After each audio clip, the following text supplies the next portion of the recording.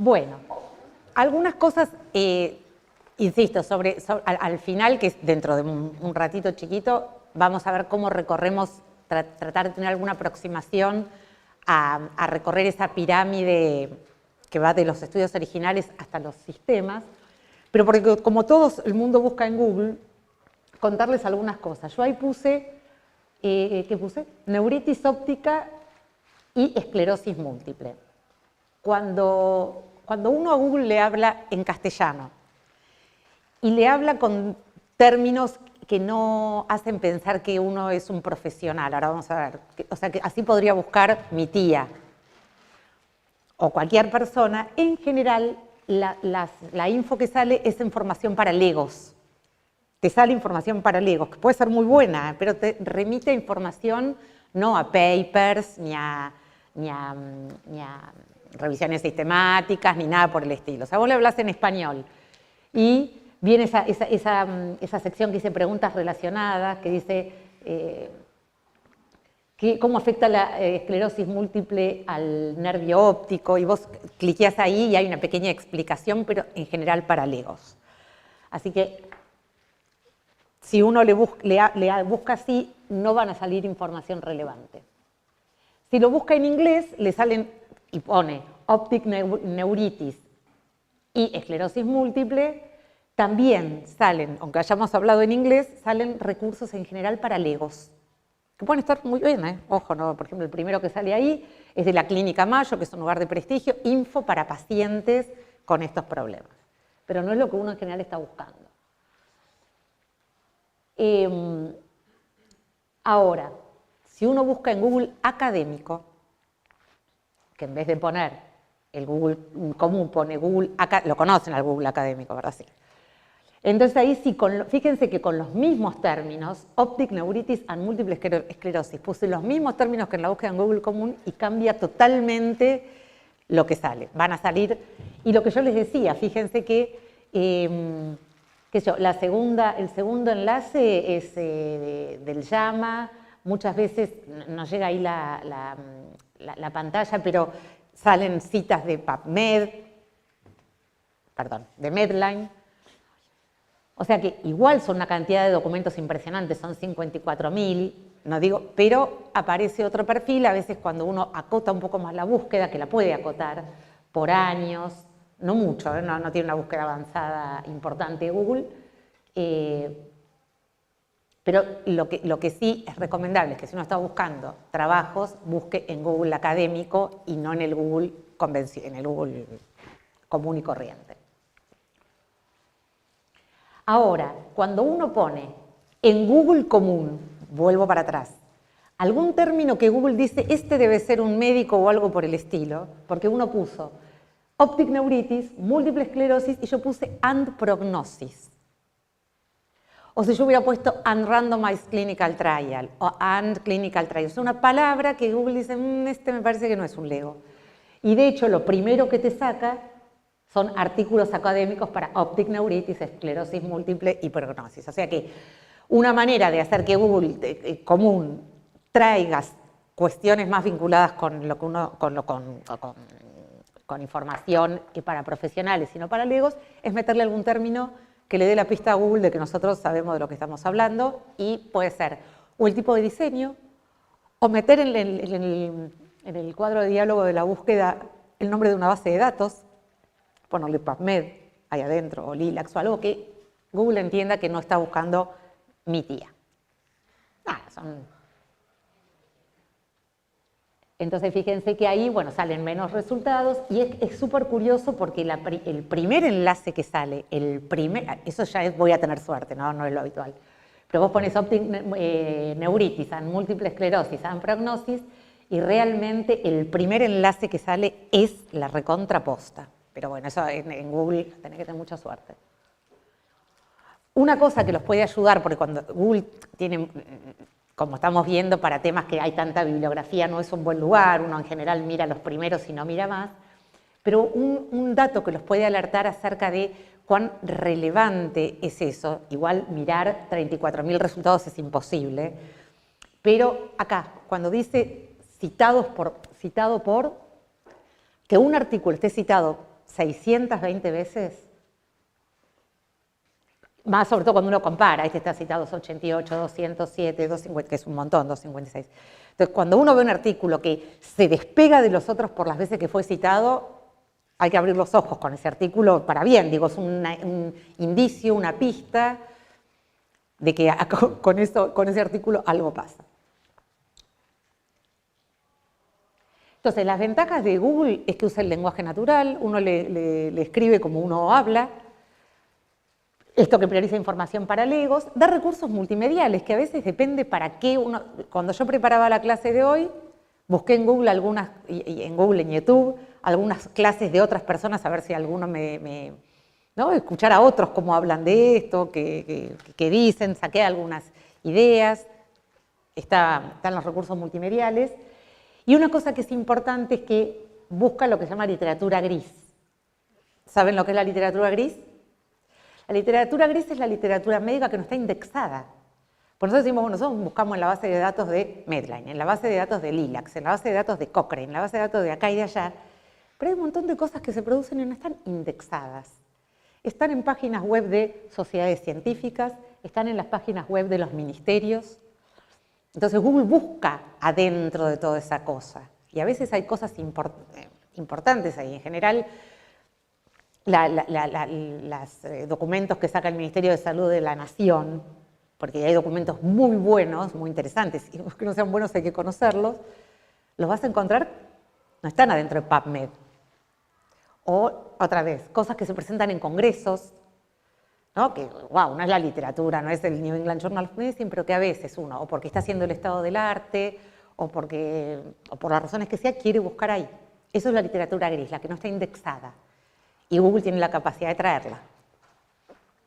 Y muchos accesos gratuitos. Las desventajas son, bueno, el spam, los sitios comerciales y otra cosa. No hay acá una revisión, o sea, si hay gente en la pandemia, teníamos toda esta gente con el dióxido de cloro, los médicos por la verdad, o gente a veces que da información falsa sobre métodos anticonceptivos por cuestiones ideológicas, bueno, todo eso te va a aparecer. O sea, hay mucho spam académico o con una cosa pseudoacadémica porque está en PDF, porque tiene pinta de publicación. Eso nos pasó en la pandemia un montón. Tenía pinta de paper, pero no era un paper. Entonces, en Google te pasan esas cosas. Y también que te aparecen los preprints, que también en la pandemia fue una catástrofe, pero bueno. El preprint son repositorios, lugares donde uno puede colgar su manuscrito cuando lo envió a publicación, o lo está por enviar, o lo envió, y todavía no se lo aceptó ninguna revista. Entonces, tiene algo bueno, que es que uno pone a los ojos del mundo que uno terminó ese trabajo y que a veces uno protesta porque la gente cajonea los trabajos y no los vemos. Pero tiene la desventaja de que eso todavía no fue revisado por pares. Entonces hay que tomarlo, si hay que hacer lectura crítica con lo que está publicado, imagínense con un preprint. Y en la pandemia fue muy interesante porque los preprints subieron de una manera exponencial.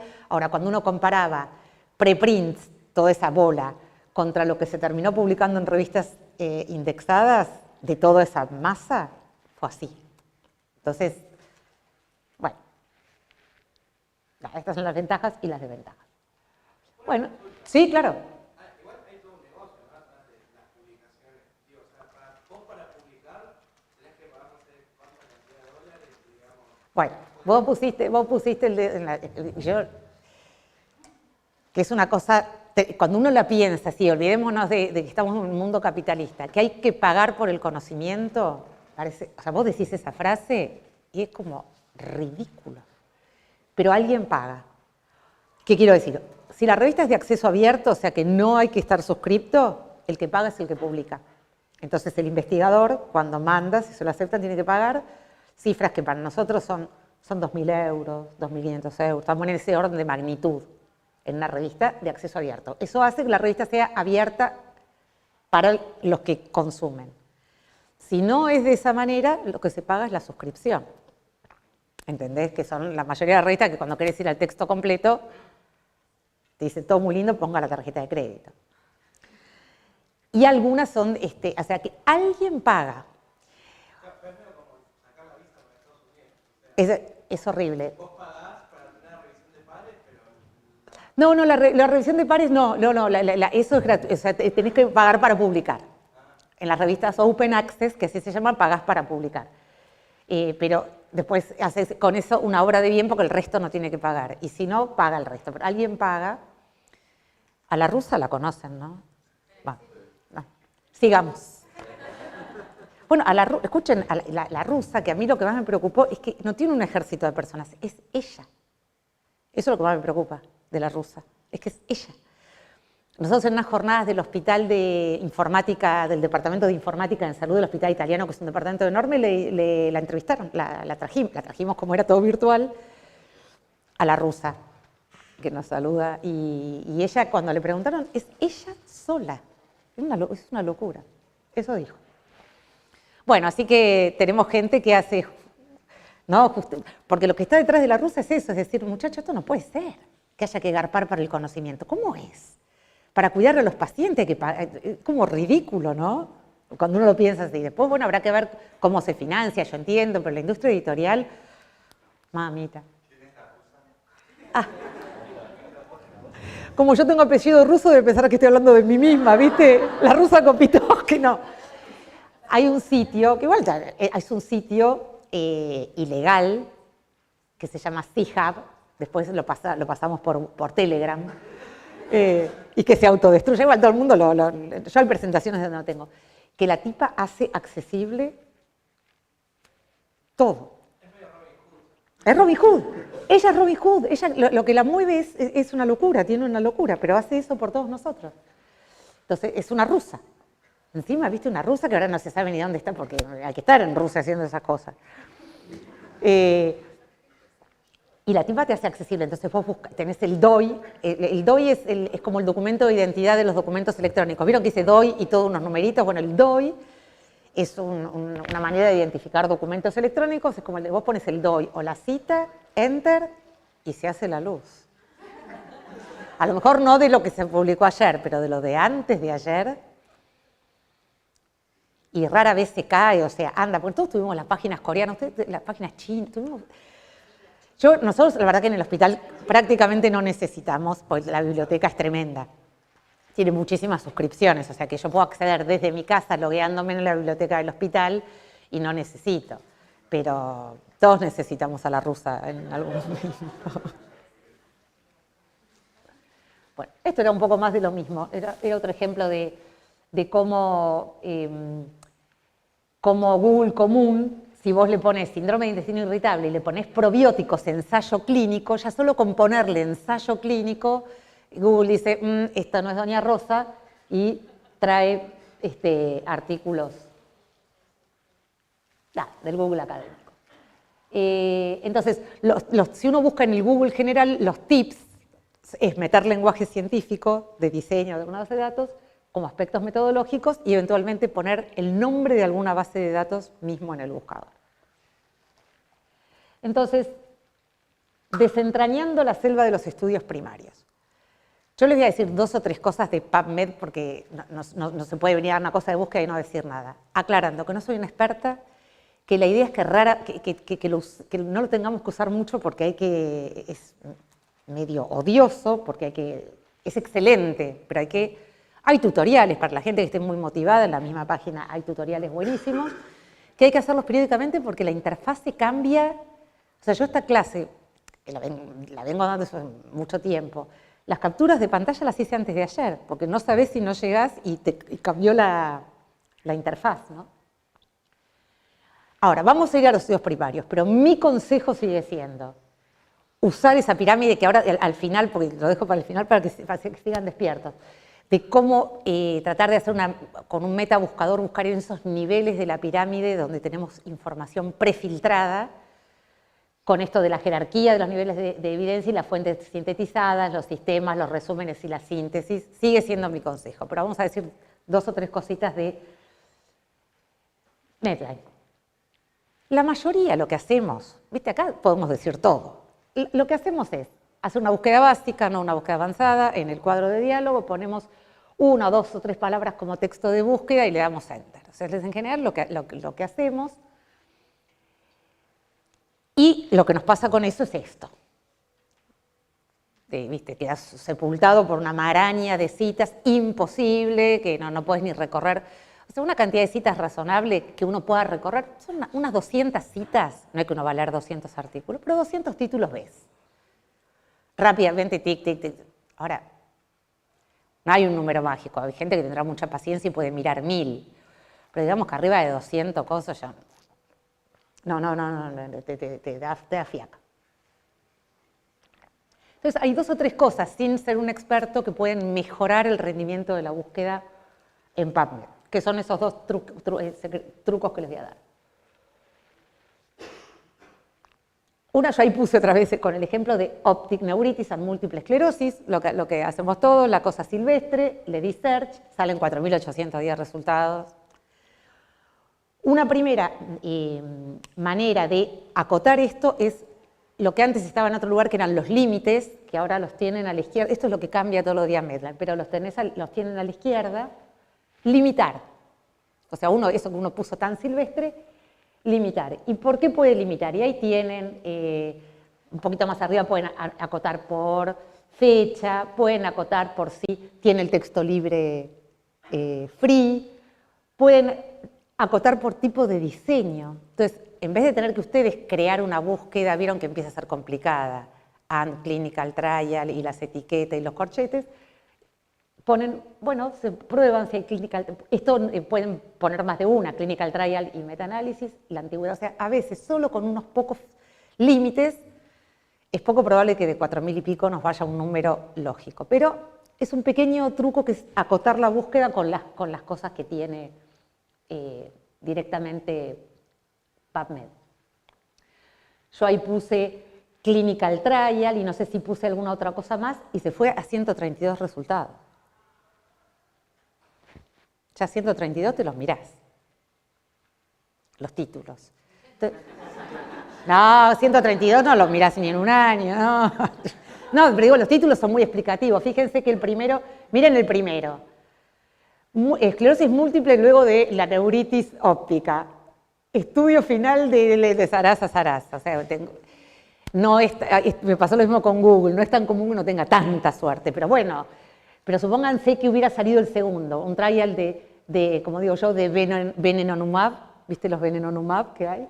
En la ya te das cuenta que ese no, o sea, 132 títulos te mirás y podés seleccionar cuál mirás. Acá justo el primero es la recontraposta. O sea, realmente, publicado recientemente, en fin, el título es casi la pregunta pico que nos hicimos, riesgo de esclerosis múltiple después de una neuritis óptica.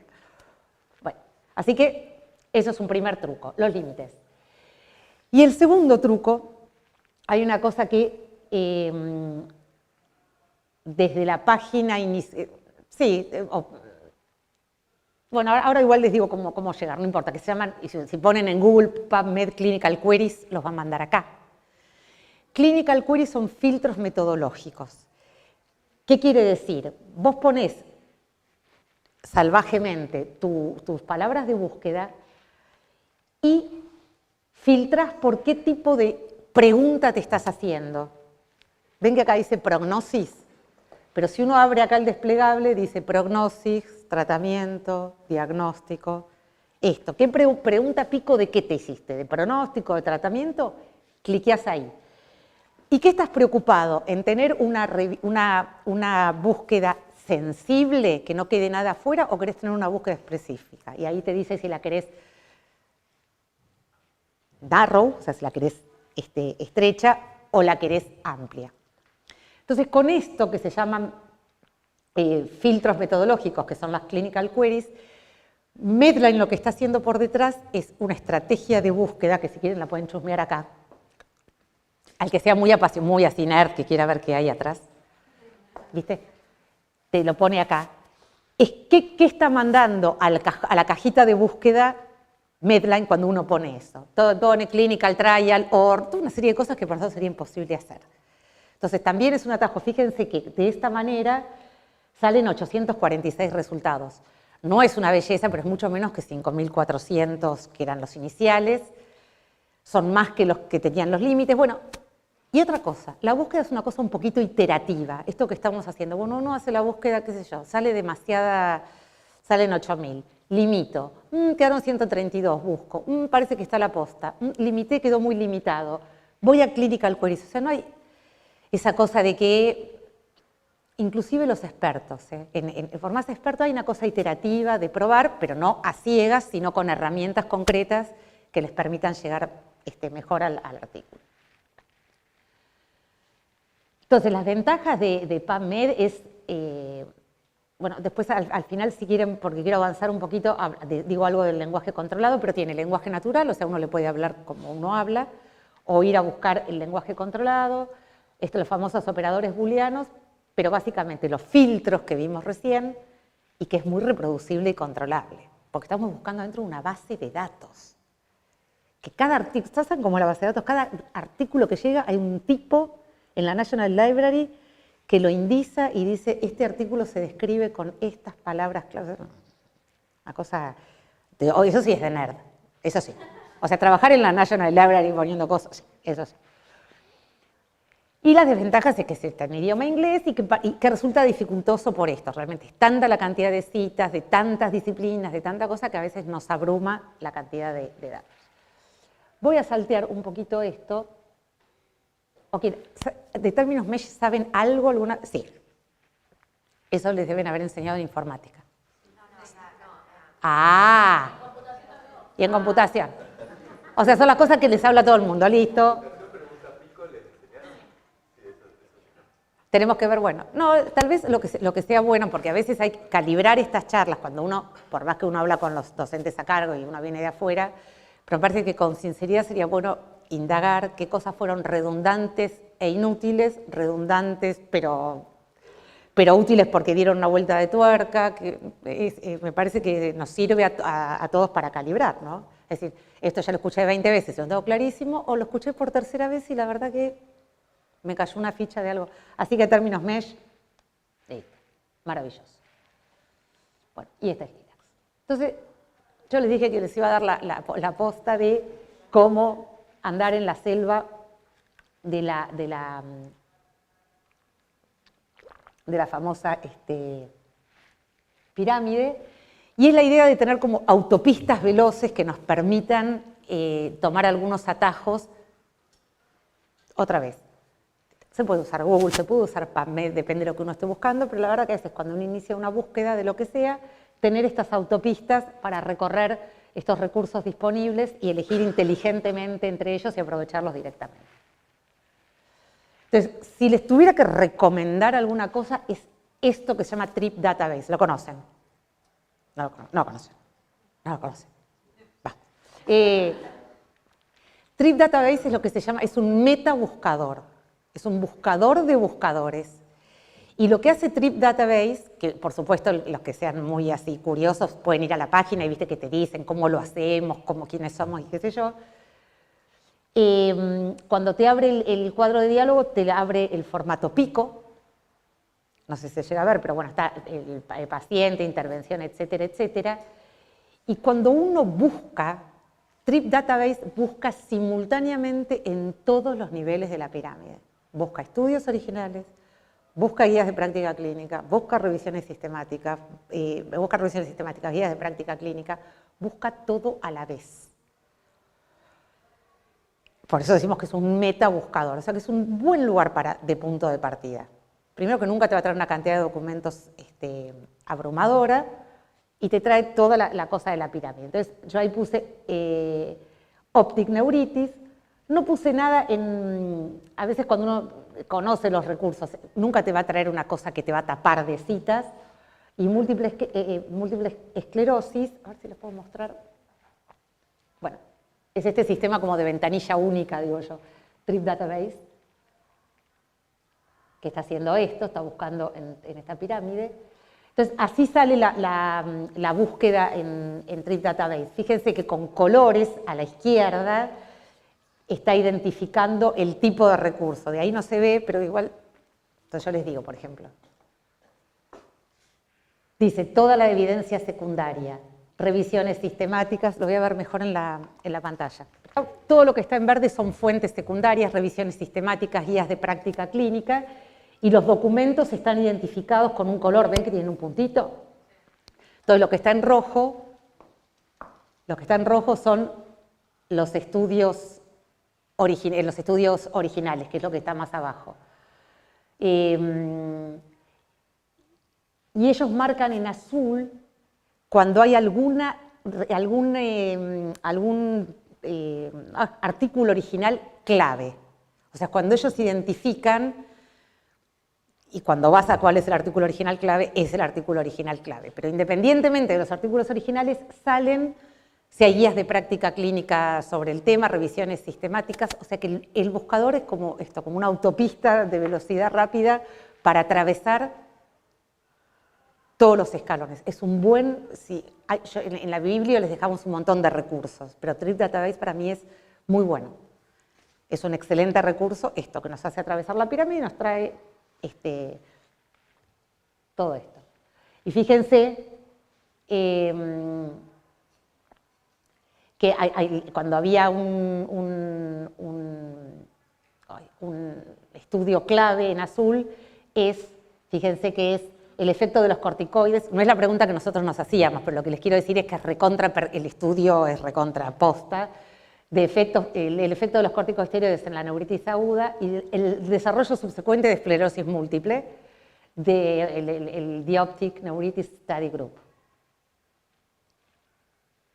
Bueno, y ahí tienen, a veces está el link al texto completo, a veces no, eso ya depende de otras cosas, pero no por más tiene la cita bibliográfica. Uno puede, fíjense que era viejo, no era el efecto de los corticosteroides, y decía, miren ustedes, no sé, miren lo que era el New England, ¿no? La estética, parecía no sé, ¿qué año es? Creo que es la década del 90. Pero fíjense que en ese estudio, que estaba marcado como la posta, que no llevó mucho trabajo encontrarlo, dice que las anormalidades en la resonancia magnética del cerebro son una indicación fuerte de riesgo de desarrollo de esclerosis múltiple definida, con un adjusted strike ratio cuando tenés 3 o más lesiones de 5.53, con un intervalo de confianza de 2.41 o 2.78, o sea, es un predictor de progresión importante. Y lo otro que te busca, que eso ya es, que busca otra vez este meta buscador que es Trip Database, por eso yo digo, no es que hay que saber todo de todo, pero cuando uno usa Trip tiene que tener claro qué está haciendo, es un meta buscador, el tipo está buscando en buscadores, con cierta lógica. Aparece una cosa que es Próspero, que es la base de datos donde se registran las revisiones sistemáticas que están en curso, que a veces puede ser interesante porque a veces dice cuándo se espera que se publiquen y demás. Y acá se está haciendo una revisión sistemática que dice riesgo de desarrollar esclerosis múltiple luego de que te diagnosticaron una neuritis óptica. Así que bueno, uno sabe, y a veces dice cuándo va a estar disponible y uno puede, bueno, estar atento. Por supuesto, uno vio los estudios originales y a lo mejor pareciera que, pero saber que si es un tema, si tenés que resolverle al paciente que viene mañana, no puedes esperar a la revisión sistemática. Ya está, tenés evidencia para decirle, mire, con esas lesiones que usted tiene, la probabilidad de progresión es alta, bueno, hay que seguirlo, tiene tratamiento, decís todas las cosas buenas, hoy tenemos tratamiento, pero si uno es un tema que sigue o que quiere seguir estudiando o lo que sea, saber que hay una revisión sistemática en marcha. Perdón, ¿a Próspero entraste por Trip Database? Sí, Trip Database te buscan Próspero. Y te dice que digamos, hay una sección que te dice estos son en curso. Sí, te dice que es Próspero. Todo lo que dije hasta ahora, olviden, inútil. La posta, como dijo antes el compañero, es una aplicación. Que estaba antes solamente para Apple, ahora está para las dos. Así que todo el mundo bajándose la aplicación y ya no necesitan de mis consejos. Pero estos tipos nos sacan el trabajo. Hay una que se usa mucho también, que es el UpToDate. Bueno, buenísimo que trajiste el tema.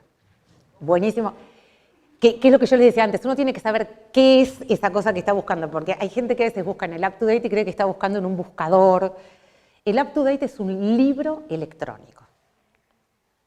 O sea, la concepción es la de un libro, es un libro electrónico. ¿Por qué buscamos mucho en el UpToDate y lo consideramos no el último escalón de la pirámide de recursos filtrados, pero sí el anteúltimo? Porque es un libro electrónico que se actualiza cada 4 meses, Si no hay lo que actualizar, o sea, todo el mundo revisa sus capítulos y los actualiza. Si no hay nada nuevo, no pone nada.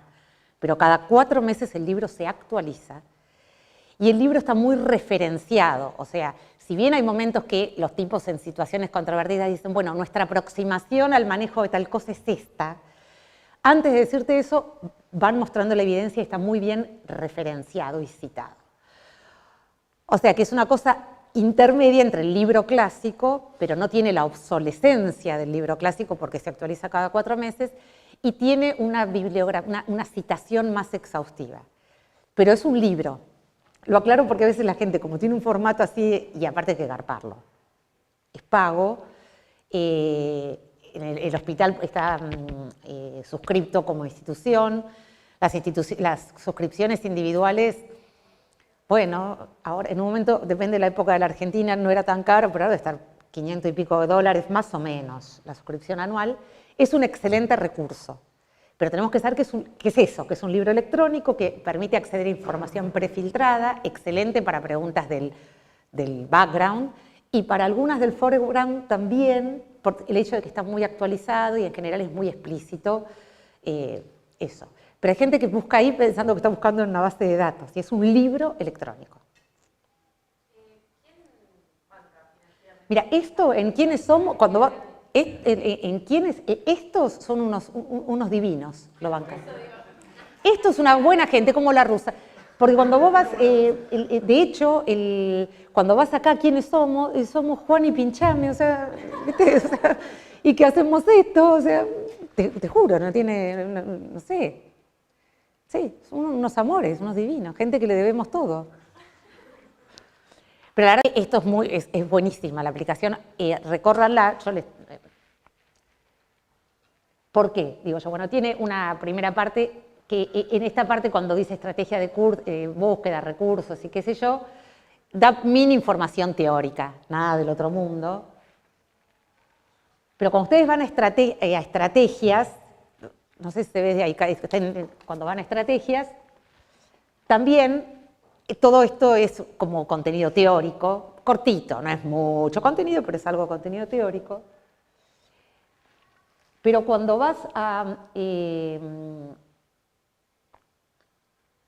recursos, que es el simbolito de la esferita, recursos te pone metabuscadores, que ahí aparecen Trip Database, y hay otro que es epistemónicos, que es un recurso excelente, pero después te hace toda la pirámide. Entonces, si uno puede, y ahí elige, no es que uno diga, copy, ¿qué hay que hacer? No sé. O usás un metabuscador que recorra todo, decís, no, yo la verdad que quiero ver si hay alguna revisión sistemática del tema, te vas a revisiones sistemáticas, ¿y qué hace el tipo? Vas a revisiones sistemáticas y te abre todos recursos que buscan revisiones sistemáticas. Cochrane, epistemónicos, que yo les decía que es recién muy bueno, Evidence Alerts, bueno, distintas cosas, y Próspero, que es la base de datos donde se registran los metaanálisis que están en curso. Eso cuando uno ya dice, la verdad que quiero ver si hay una revisión sistemática de este tema. Ahora, en esto, ¿alcanza con buscar en Cochrane? No, porque Cochrane solo tiene las revisiones sistemáticas que hacen ellos. Por supuesto, si uno encuentra una Cochrane está bastante tranquilo y ya está, así que vale la pena hacer ese esfuerzo, pero hay que buscar en otras también para estar más o menos seguros de que no hay una revisión sistemática. Si ustedes ponen guías clínicas, en vez de poner revisiones, porque dicen, quiero ver si hay una guía de práctica, me parece que la guía de práctica me puede ayudar, puede resolver, etcétera, etcétera, les va a dar recursos que albergan, que ya sea albergan o producen guías de práctica clínica de alta calidad. O de una calidad aceptable, que después hay que mirarla como con todo un poquito mejor, pero van directamente, pueden ir a NICE, que es los británicos, o a los canadienses, o no llega hasta abajo de todo, falta, bueno, son distintos lugares donde están alojadas las guías de práctica clínica. Entonces, otra vez, no estamos haciendo con el metabuscador de Trip peinando toda la pirámide, pero podemos peinar cada escalón.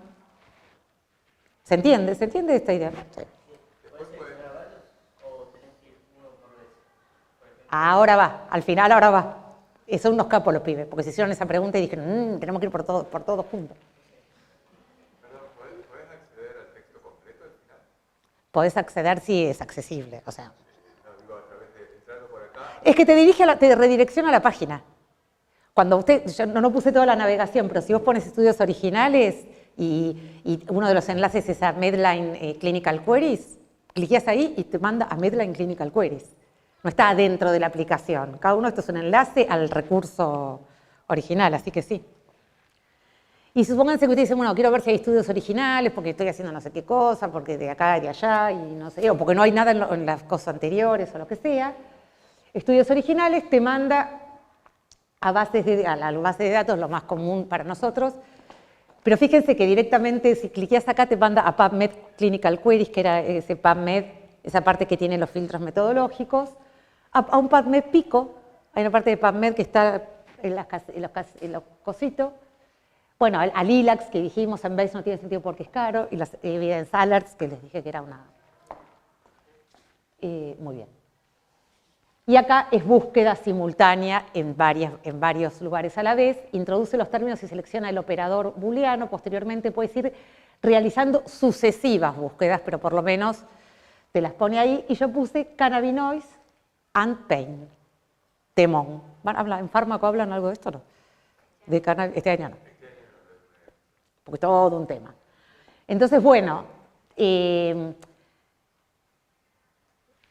pones la búsqueda, no la simulé, pero explórenla, o sea, esta tarde de sábado, la tarde de hoy, si hay algo que está especialmente diseñado para explorar la aplicación. Pero les digo que es un recurso para mí, o sea, después de esto. ¿Está disponible para Android? Sí, está disponible porque en el material que yo les pasé decía que no estaba disponible para Android, pero sí está disponible para Android. Ya está.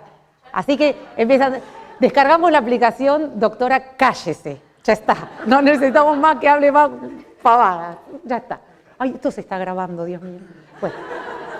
Bueno, así que esto. Y fíjense que si uno ponía en cannabinoids pain en Trip Database, que es el metabuscador, salen 36 resultados, que es una cosa lógica, y miren, lo primero que aparece es una Living Systematic Review, una revisión sistemática viva de cannabis y otros tratamientos basados en plantas para el tratamiento del dolor. Una revisión sistemática viva son revisiones sistemáticas que se están alimentando de temas muy candentes y que todo el tiempo se están actualizando, y con el COVID pasó eso. Lo que había que mirar eran las revisiones sistemáticas vivas, pero la gente miraba la pirámide esa de los tweets de famosos.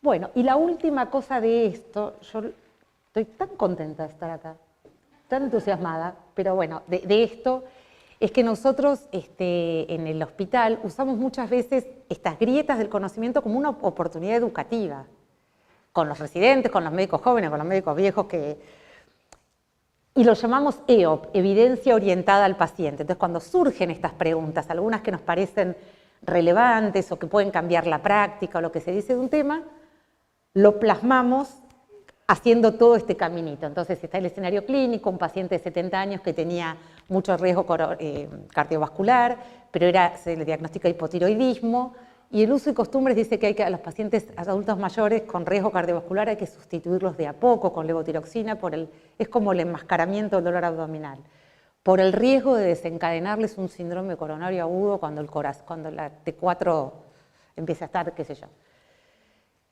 Y bueno, alguien se preguntó, pregunta que generó el caso, en pacientes mayores con riesgo cardiovascular e hipotiroidismo, población, pregunta Pico, la sustitución con levotiroxina a dosis plenas, intervención versus sustitución gradual, comparador, ¿aumenta el riesgo de eventos cardiovasculares?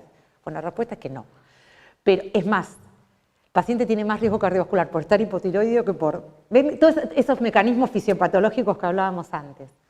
Con un razonamiento fisiopatológico decís, no, le pongo T4 y pum, pum, pum, pum, empieza toda una cosa de metabolismo y el señor va a hacer una muerte súbita. Pero no estamos pensando que estar hipotiroideo lo predispone a más riesgo cardiovascular. Entonces, de cómo juegan esas dos cosas, y parece que buscar ensayos clínicos o algo por el estilo que hayan indagado la pregunta.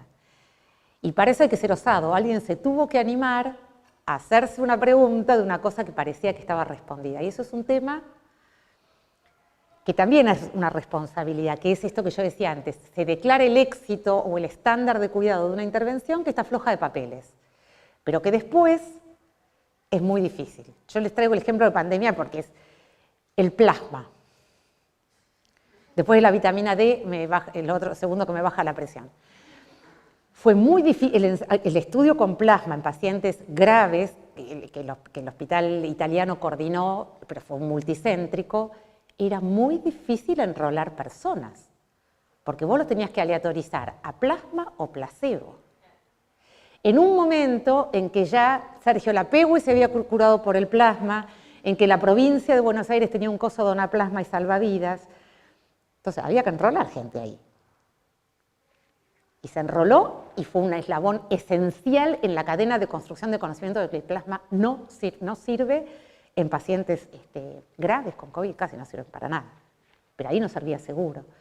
Entonces fíjense que a veces qué irresponsable es nadie, yo no digo intencionalidad, no creo que la provincia de Buenos Aires sean malos y decían donar plasma, ese entusiasmo, esa cosa, pero hay que ir despacio porque fue muy difícil hacer el ensayo. Primero, un ensayo en tiempos de COVID con todo estallado, ¿no? ¿Cómo haces para el recurso sanitario que estábamos todos detonados? Además, todo lo que implica conducir un ensayo clínico en medio de una pandemia. Eso es todo un desafío. Pero encima de aleatorizar a gente a una práctica en la que todo el mundo creía. Y te decían, no, a mí no me aleatoriza el placebo, a mí deme el plasma. Así que bueno, esta también es una lección.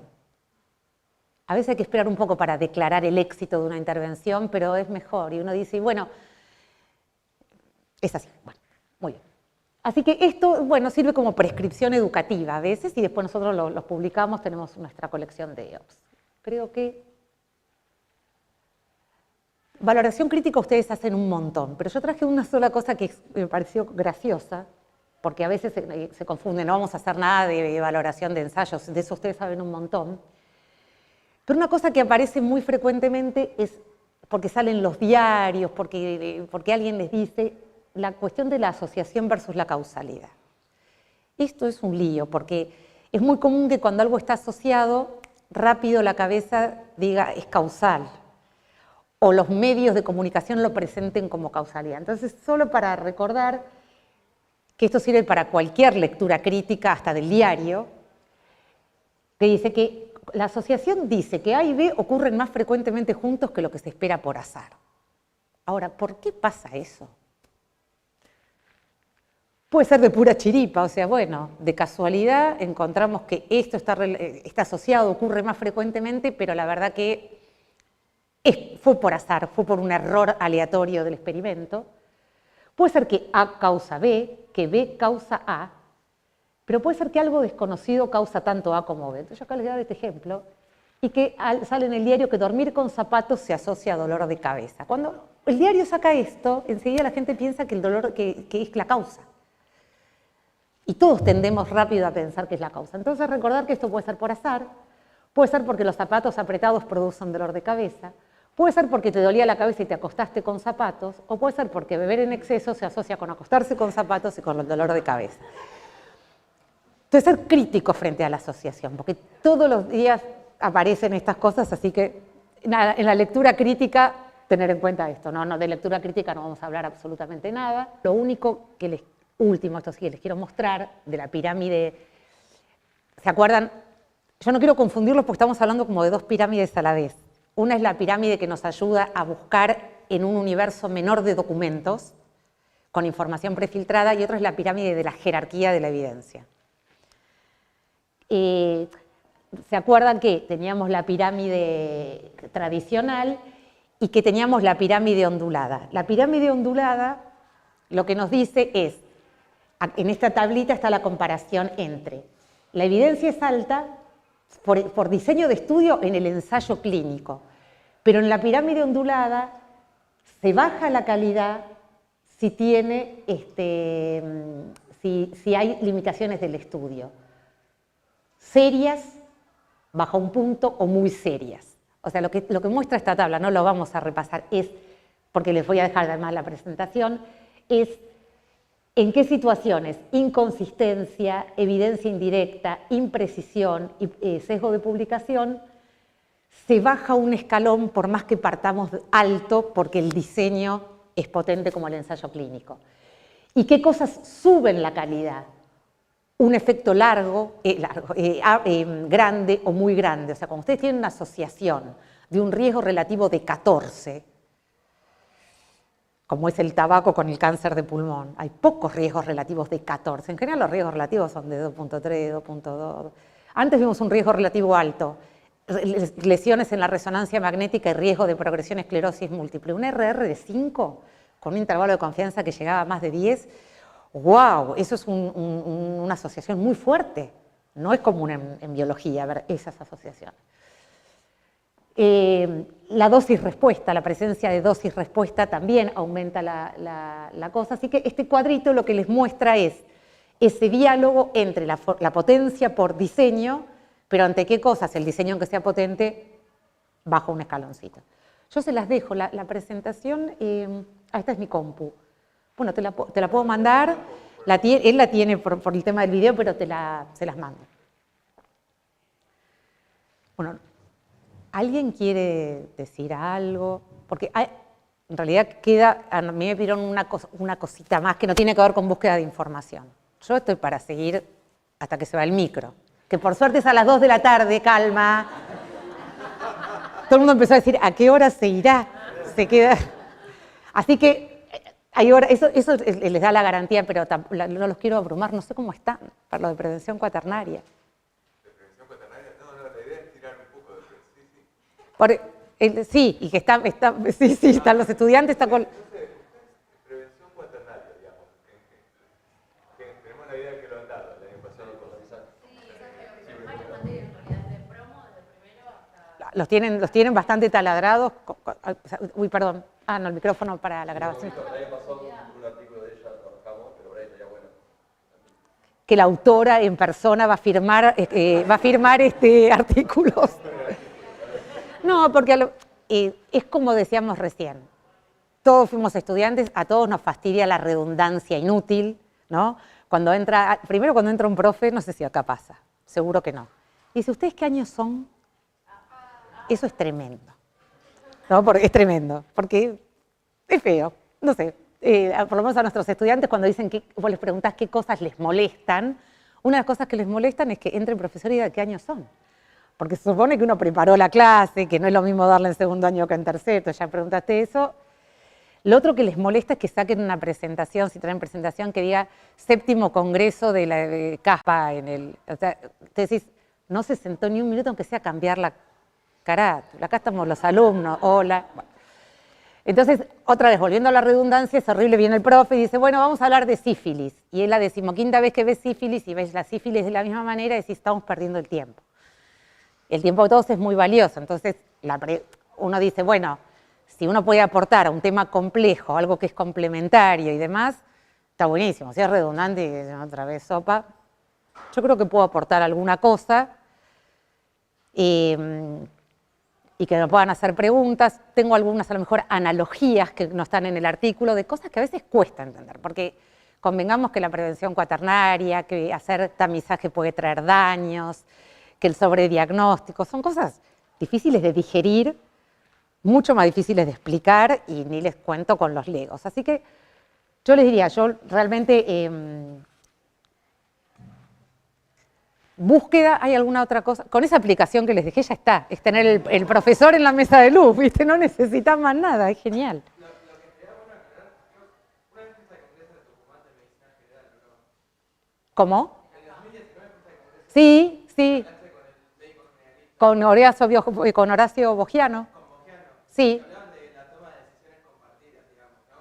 Y es como que nuestra parte de la tajada en esa negociación, por así decirlo, digamos, todo este es como el trabajo que nosotros tenemos que digerir y hacer para el momento de llegar con el consultorio al mano a mano, digamos así, mostrar todas las opciones terapéuticas que pueda haber, pero también entender que la decisión del paciente no puede ser la que nosotros creamos que es la mejor con la evidencia. Digamos, en el Congreso me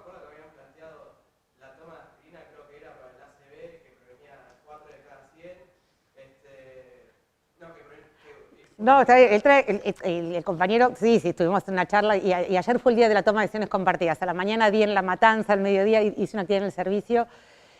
Pero es interesante porque estás poniendo el acento en una cosa que a veces hay, como dicen los gringos, una misconception, ¿viste?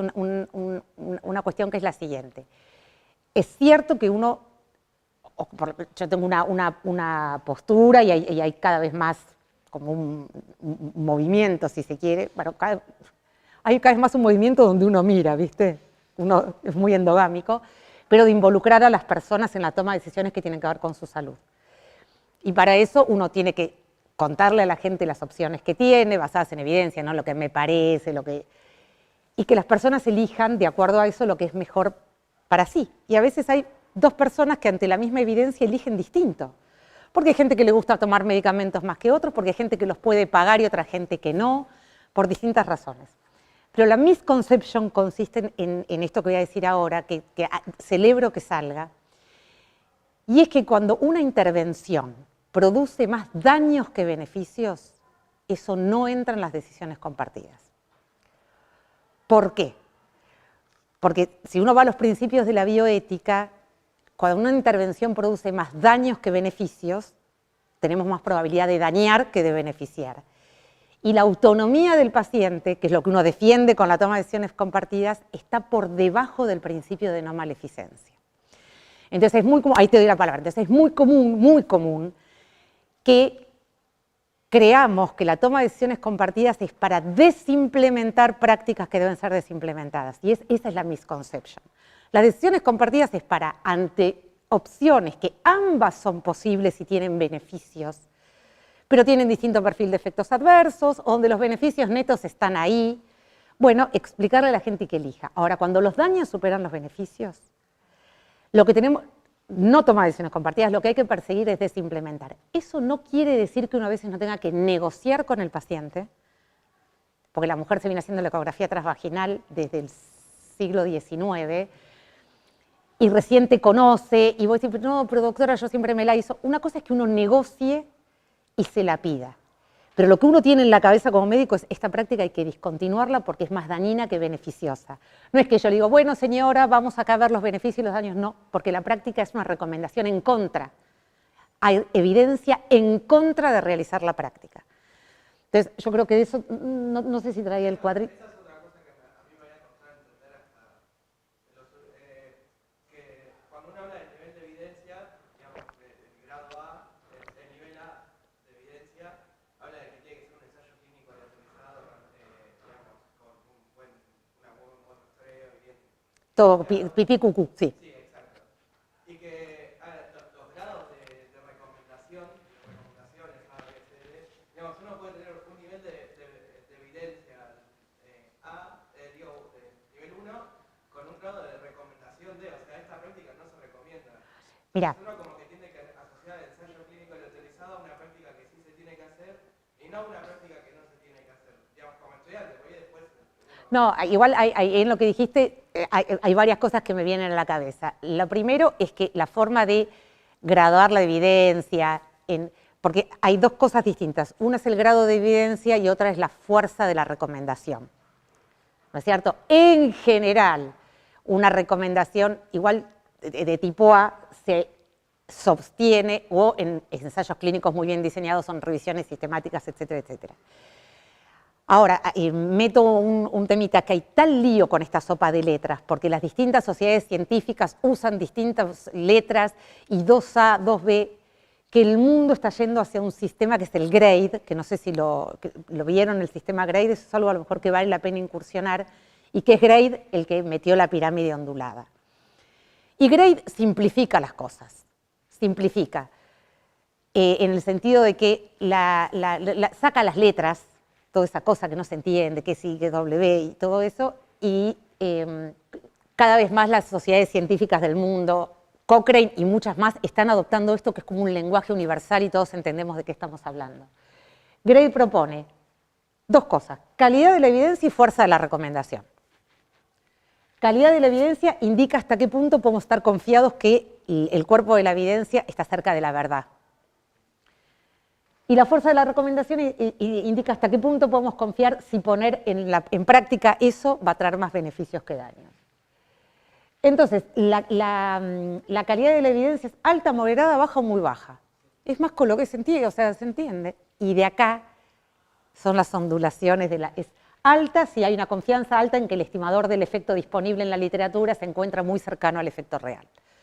Moderada, es probable que el estimador del efecto se encuentre cercano al efecto real, aunque podrían existir diferencias. Baja, el estimador del efecto puede ser sustancialmente diferente al efecto real, y muy baja, es muy probable que el estimador del efecto. Entonces, para Grade, que es un lenguaje universal y además también hay métodos transparentes de cómo se asigna la evidencia, hay unas tablas que se llaman tablas soft, hay todo un mundo detrás de Grade, pero a los fines prácticos, alta, moderada, baja, muy baja. Y bueno, y acá fíjense, factores que permiten bajar la calidad de la evidencia, esto que está en relación con la ondulación de la pirámide. Cuando un ensayo clínico baja un puntito porque tiene limitaciones en el diseño o lo que sea. Pero Grade tiene una cosa más que es súper atractiva. Las recomendaciones son de dos tipos, fuertes o débiles. Y las fuertes pueden ser a favor o en contra. Punto. Tenés una recomendación fuerte o tenés una recomendación débil. Y ambas pueden ser a favor de realizar o en contra de realizar. Es mucho más, ¿viste? Nos entendemos todo que A, B, C, W. Pero, ¿qué tiene explícito Grade? Ellos te dicen, no alcanza con que la evidencia sea de certeza alta para decir que la recomendación es fuerte. Para decir que una recomendación es fuerte, necesitamos que la mayor parte de los pacientes estarían dispuestos a recibir la cosa, que la mayoría de las personas deberían recibir la intervención recomendada y que la recomendación puede ser adaptada a la política sanitaria. O sea, en la recomendación fuerte no alcanza que provenga de un ensayo clínico, sino que tiene que ver con factibilidad, con consideraciones de tipo económicas, con las preferencias de los pacientes. Es mucho más completo. O sea, no alcanza con que el ensayo clínico dijo para que digamos es recomendación fuerte. Se tiene que cumplir toda una serie de cosas. Y es débil cuando, bueno, la mayoría de las personas en esta situación estaría de acuerdo con la acción sugerida, pero muchos no lo estarían. Las herramientas para la ayuda de toma de decisiones acá, ellos mismos lo dicen, tendría un valor para tomar las preferencias. Bueno. O sea que Grade es hacia donde estamos caminando para evitar la sopa de letras. De todas maneras, como la fuerza de tarea en prácticas preventivas americana, que tampoco es la Biblia, pero nos basamos, es muy común que las recomendaciones fuertes en contra son las que llamamos tipo D. Y a veces las recomendaciones fuertes en contra provienen de ensayos clínicos, sí. Porque que no hay que hacer tamizaje de cáncer de ovario con eco transvaginal proviene la evidencia de un ensayo clínico que aleatorizó a las mujeres a tamizarse y no tamizarse. Y que la muerte por cáncer de ovario fue igual, pero la rama tamizada tuvo muchas más cirugías y muchas más complicaciones que la rama no tamizada. Todo daño. Entonces ahí no van las decisiones compartidas. Otra vez, tal vez al paciente hay que explicarle, la primera negociar, porque si no se va a ir al lado y se lo va a hacer el médico. Pero eso no es decisiones compartidas, eso es cintura de cómo voy llevando a la persona a que esa práctica debe ser discontinuada. Papá Nicolau a los 65, hay que discontinuar. No, pero no, hay que discontinuar, produce más daños que beneficios si la mujer venía haciendo ese tamizaje correcto hasta esa edad. Viene la señora a los 66, no, pero a mí siempre me hace... Puedes negociar, le dice, bueno, mire, podemos hacer si este está bien, puede ser el último, cintura. Pero no es que decisiones compartidas. Decisiones compartidas es entre los 55 y 69 años tamizaje de cáncer de próstata, que es una recomendación ahora C. Pero después de los 70 no es decisiones compartidas, es D, hay que discontinuar. Entonces, bueno, lo mismo con aspirina en prevención primaria, es una recomendación C en la gente joven, pero después de los 60 es una recomendación D. O sea que hay que agarrar y decirle, no me toma más la aspirina, no me la toma más. Ay, no sé si te contesté, porque me entusiasmo. Ah, sí. La sopa de letras y todo esto. Yo prefiero contestar preguntas que venir con mi speech, toda la vida. Si hay... Yo siempre pongo esta diapo y me digo, uy, ya el micrófono. Esta diapo que es medio como una ironía. Y que vieron que siempre muchas veces hay mensajes de este estilo, ¿no? 1 de cada 3 personas tendrá enfermedad. Cuando te quieren poner en alerta, ¿vieron que hay días de las enfermedades? Bueno, todos los días es el día de una enfermedad. De verdad, todos los días. es lo más mala onda que yo vi en mi vida, que todos los días es el día de una enfermedad. Entonces, cuando se quiere poner en la alerta un tema, te dicen así, 1 de cada 3 tendrá enfermedad coronaria, 1 de cada 5 ACV o Alzheimer, 1 de cada 8 cáncer de mama, ahora en el octubre rosa que yo voy bajo tierra, 1 de cada 1 se va a morir, digo yo, porque todos nos vamos a morir. Entonces, cuando nos ponen esas estadísticas que no nos dicen a qué edad va a pasar eso, cómo esas patologías se relacionan con otra patología, qué lugar como causa de muerte ocupan en la gente joven, es como todo tiene la misma importancia. Todo 1 de cada 3, son mensajes a medias que en general lo que buscan es como más asustar que concientizar, como que las enfermedades nos respiran en la nuca todo el tiempo. Lo otro que yo pongo ahí es que siempre habrá una primera causa de muerte. ¿Viste? Cuando dicen tal cosa es la primera causa de muerte. Y si todos nos vamos a morir, siempre va a haber una primera causa de muerte, si no seríamos inmortales. Eso no quiere decir que a uno no le preocupe la mortalidad prematura y sobre todo evitable. Pero que a veces no se pone en la agenda pública y ¿no? Entonces en la gente joven se hacen chequeos, hemogramas, y resulta que la gente joven se muere de muertes violentas, accidentes de tránsito. Y nosotros le hacemos hemograma. Entonces, otra vez, esto no quiere decir que uno no haga lo posible por evitar las cosas que son evitables y prematuras, pero a veces usamos herramientas que no son las adecuadas.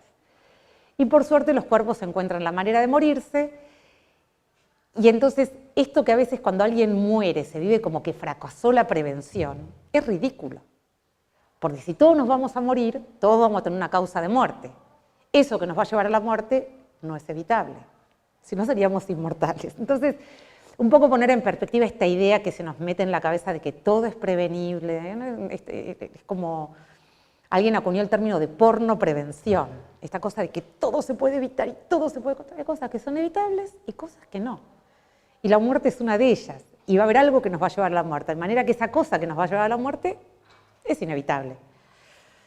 Bueno, nosotros vemos en los trabajos muchas veces también que te figura, no sé, las estatinas disminuyen el riesgo de muerte. Como si, digamos, pudiéramos evitar morir. Que no hemos puesto así, pero con esta chiquita. No, creo que todavía no. Pero es genial. Chica, digamos, una cosa es, digamos, modifica supervivencia y otra es disminuye el riesgo de muerte, que es no sé, un acta. Claro, por eso, a lo mejor, sí, lo correcto ahí sería, aumenta el tiempo a la muerte, la persona viva, que es una cosa recontra importante, que la persona se muera después de lo que se hubiera muerto. Ahora, evitar la muerte es imposible, ¿no? Bueno, solo me alegra. Tremendo, ¿eh? Yo creo que va a ser un... Bueno, entonces esto ustedes lo conocen, que es la prevención cuaternaria. Una cosa que a veces hay también misconception de los gringos, es que no confundir los daños por el accionar sanitario con los que se mete la prevención cuaternaria con lo que es el error en medicina o con la negligencia. O sea, a veces dañamos en medicina porque cometemos errores, y hay todo un capítulo que es el error en medicina, y es que a un señor había que operarle la pierna derecha y le operamos la izquierda, o que a una persona había que darle una medicación en goteo intravenoso lento y se la mandamos en bolo, y porque se cometió un error la persona es dañada. Con ese tipo de cosas no es el espectro de la prevención cuaternaria. La prevención cuaternaria, o de la mala praxis, o el accionar negligente. La prevención cuaternaria se mete con el accionar sanitario, entre comillas, cuando la medicina obra bien, u obra siguiendo las recomendaciones, los protocolos y demás. O sea que no tiene que ver con el error en medicina. Ustedes saben, lo que está detrás de esto es lo de primero no dañar. Eso es lo primero de lo primero.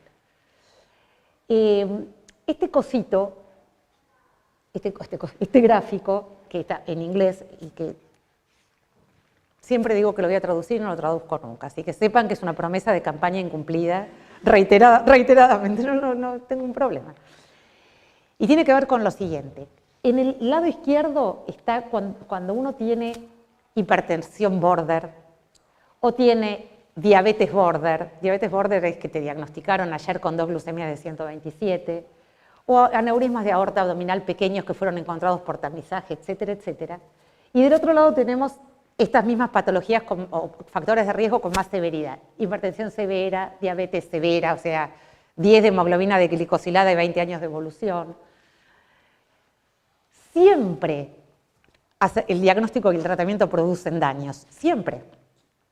Hay efectos adversos por los medicamentos, hay efectos adversos por la cirugía. Ahora, en este espectro, como la enfermedad tiene potencial de daño, por más que haya daños por el diagnóstico y tratamiento, la balanza inclina hacia los beneficios netos, porque la enfermedad tiene alta probabilidad de matarte o de complicarte la vida. Si vos tenés una diabetes de 20 años de evolución, con 10 de hemoglobina glicosilada persistente, microalbuminuria, daño en el fondo de ojos, es cierto que los tratamientos pueden tener efectos adversos, pero la verdad que la enfermedad tiene un pronóstico complicado en los próximos 10 años.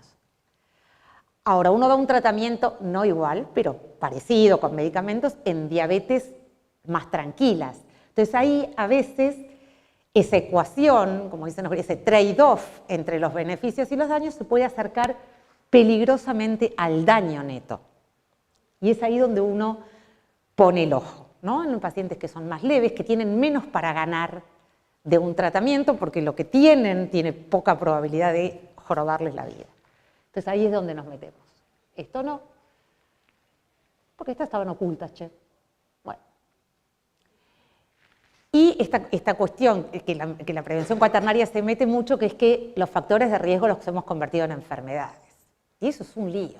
¿Viste? La gente, vos tenés un factor de, tenés osteoporosis, tenés un factor de riesgo que aumenta la probabilidad de fractura, ni siquiera es el factor de riesgo más importante, porque el factor de riesgo más importante es la edad, contra la que no podemos hacer nada, y la caída, contra la que sí podemos hacer algo, pero no es con un medicamento, entonces garpa menos, porque preocuparse para que el paciente no se caiga lleva tiempo, es laborioso, y un medicamento se da para la osteoporosis, lo damos rápido. Y después tenemos las preenfermedades y los prefactores de riesgo, la osteopenia, la prediabetes. Entonces yo ahí pongo, ¿no? ¿Acaso todo el mundo no tiene alguna versión de prehipertensión, prediabetes e incluso premuerte? O sea, acá estamos todos premuertos, eso es seguro. La sangre es más cariñosa, te pone pH límite. ¿Qué te pone? 103 y 139 límite, tipo, hasta acá. Hasta acá. Bueno. Sí, bueno, también los americanos también bajaron, que no lo adoptó todo en la Argentina, las sociedades científicas en general no adoptaron el cambio de presión arterial de ya sé, qué sé yo, fue antes será del 2018, por ahí, pero bueno, hubo cambios. Yo tenía ahí una diapo, el corrimiento de los puntos de corte, eso es todo un tema. Vos corres un punto de corte y entran cargamentos de personas al reino de los enfermos, que otra vez son las personas más leves. Cuando corres el punto de corte entra gente más leve que tiene menos para ganar con el diagnóstico, porque son cuadros más leves, y a lo mejor el tema de los daños netos, o sea, nunca hubo una alerta, ahora hay un poco más, yo pasé rápido un cuadrito que es el consenso actual que hay de qué hay que tener en cuenta para correr un punto de corte. Antes se corría alegremente, no se pensaba en era todo beneficio, y decís, pero espera, ¿no habrá daños de correr el punto de corte? Y correr el punto de corte es bajar la glucemia, es que enfermedades que se diagnosticaban con 3 criterios pasan a diagnosticarse con 2 criterios. Entonces, es una decisión compleja esa, y que hay que mirarle todas las caras de la moneda.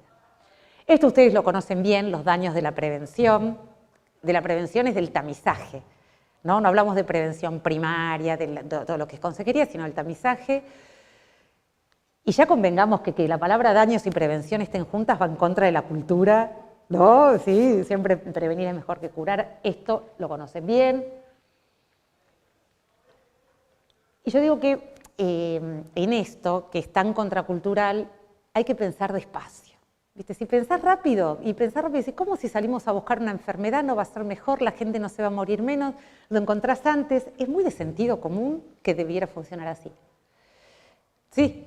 No. Ah, pensé que... Bueno, no, porque justo el libro... Lo había reconocido el libro hace 3 días, lo conocí el libro. Ay, qué está en tu destino, ¿viste? Pues así. Están asociados, vos y el libro, de algún modo. Este es un libro, este hombre es un premio Nobel de Economía, pero es psicólogo. Una cosa, y el libro es una cosa así, pero estaba muy bueno. Entonces, cuando uno piensa rápido, yo ahí les pongo, una pelota y un bate de béisbol cuestan 1.10. Si el bate cuesta $1 más que la pelota, ¿cuánto cuesta esta? El pensamiento rápido automático dice 0.10.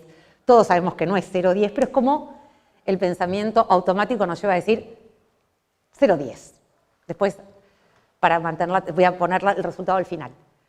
Y también contar una infidencia, que como uno dio estas charlas varias veces por Zoom, y yo estaba a veces en mi casa, cuando mis hijos escuchaban decían, ahí está otra vez mamá con el bate y la pelota.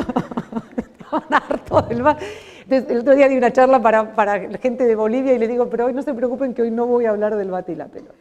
Bueno. Entonces después vamos con el bate y la pelota.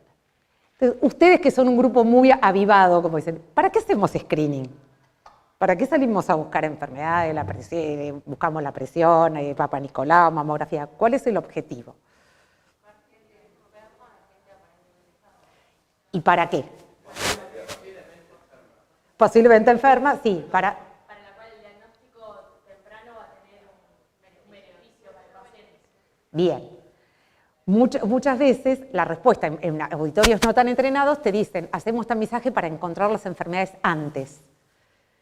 No, porque antes, ahora vamos a ver que antes no siempre es mejor, que eso es lo que viste cuesta entender. Ahora les voy a mostrar una analogía, para que ustedes creo que lo saben, pero para que les termine de caer la ficha de por qué antes no es mejor. Entonces la respuesta es, salimos a buscar para cambiarle la historia a las personas y que hacer tamizaje les vaya mejor que sin hacer tamizaje. Se mueran menos de esa patología o tengan menos complicaciones. Muy bien. Entonces, ¿cuál es la analogía? Esta es la línea B del subte de Buenos Aires, pero podría ser cualquier recorrido del colectivo, de cualquier cosa. Entonces, supónganse que tenemos un pasajero A que se sube en la estación Tronador y un pasajero B que se sube en la estación Medrano y el subte tiene un accidente en la estación Uruguay y se mueren los dos en el mismo momento. Ahora, si alguien dijera, che, pero desde que se subió al subte, el pasajero A, ¿cuánto tiempo viajó hasta Uruguay? Y viajó 35 minutos. Y el pasajero B, y viajó 15 minutos. El pasajero A le fue mejor, viajó más tiempo. La analogía es, le hicimos el diagnóstico antes y tuvo más tiempo de sobrevida. Sí, todo muy lindo, pues se murió el mismo día en el mismo momento que el otro. Entonces, esto que pasa acá es lo que técnicamente se llama sesgo de anticipación al diagnóstico. Hacemos un diagnóstico temprano, precoz, y no le cambiamos la historia a la gente. Y esto que parece como de mandingo, ¿cómo no puede ser? Funciona así. Funciona así, tanto es así, hay una anécdota, yo la tengo escrita en algún lado y si no, googleenla, de que la historia del tamizaje del neuroblastoma. Hace mucho, el neuroblastoma, que es un tumor relativamente común en la infancia, hace muchos años, antes de la década del 70, a un grupo de genios dijeron, tamicemos a los niños con ácido vainillin-mandélico, creo que se usaba eso. Tamicemos porque es un tumor que he tratado a tiempo, cuando es chiquito, qué sé yo.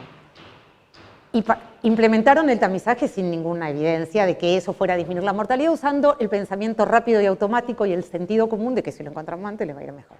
Y parecía que aumentaba la sobrevida. Los chicos vivían, la verdad que decían, mirá, diagnosticamos. Ahora, cuando ajustaron por fecha de nacimiento, la mortalidad no se disminuía.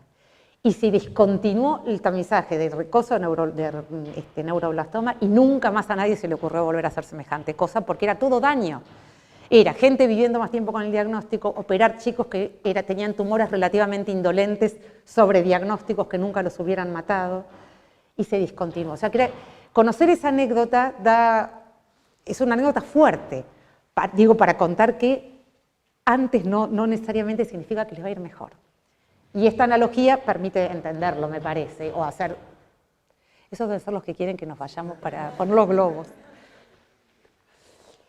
Y fíjense estos gráficos. Fíjense estos gráficos. Miren esto. Cáncer de tiroides. Incidencia, la raya azul, a lo largo de las décadas. Mortalidad, la raya roja, a lo largo de las décadas.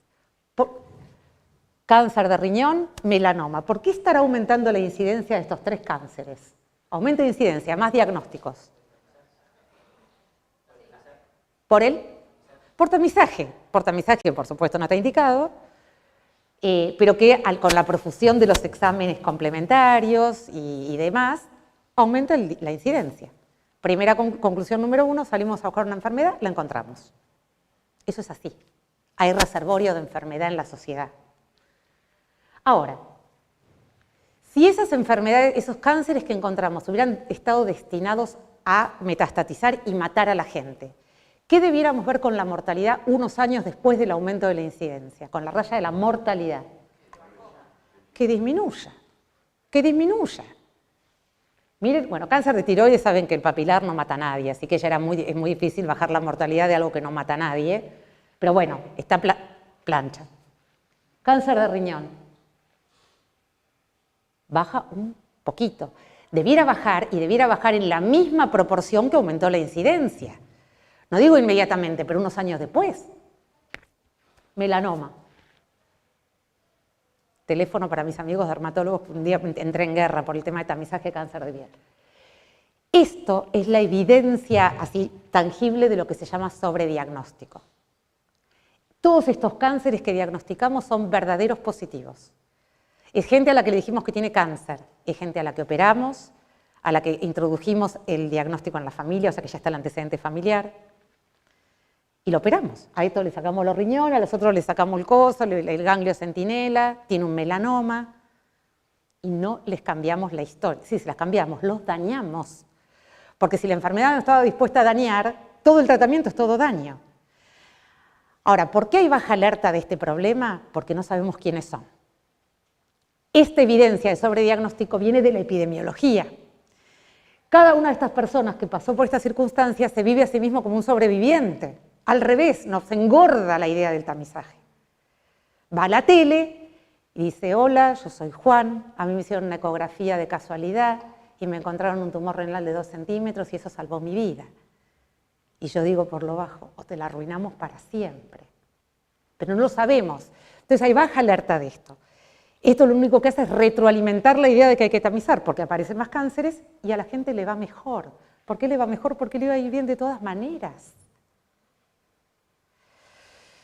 El día que el sobrediagnóstico tenga nombre y apellido, se acaba esto.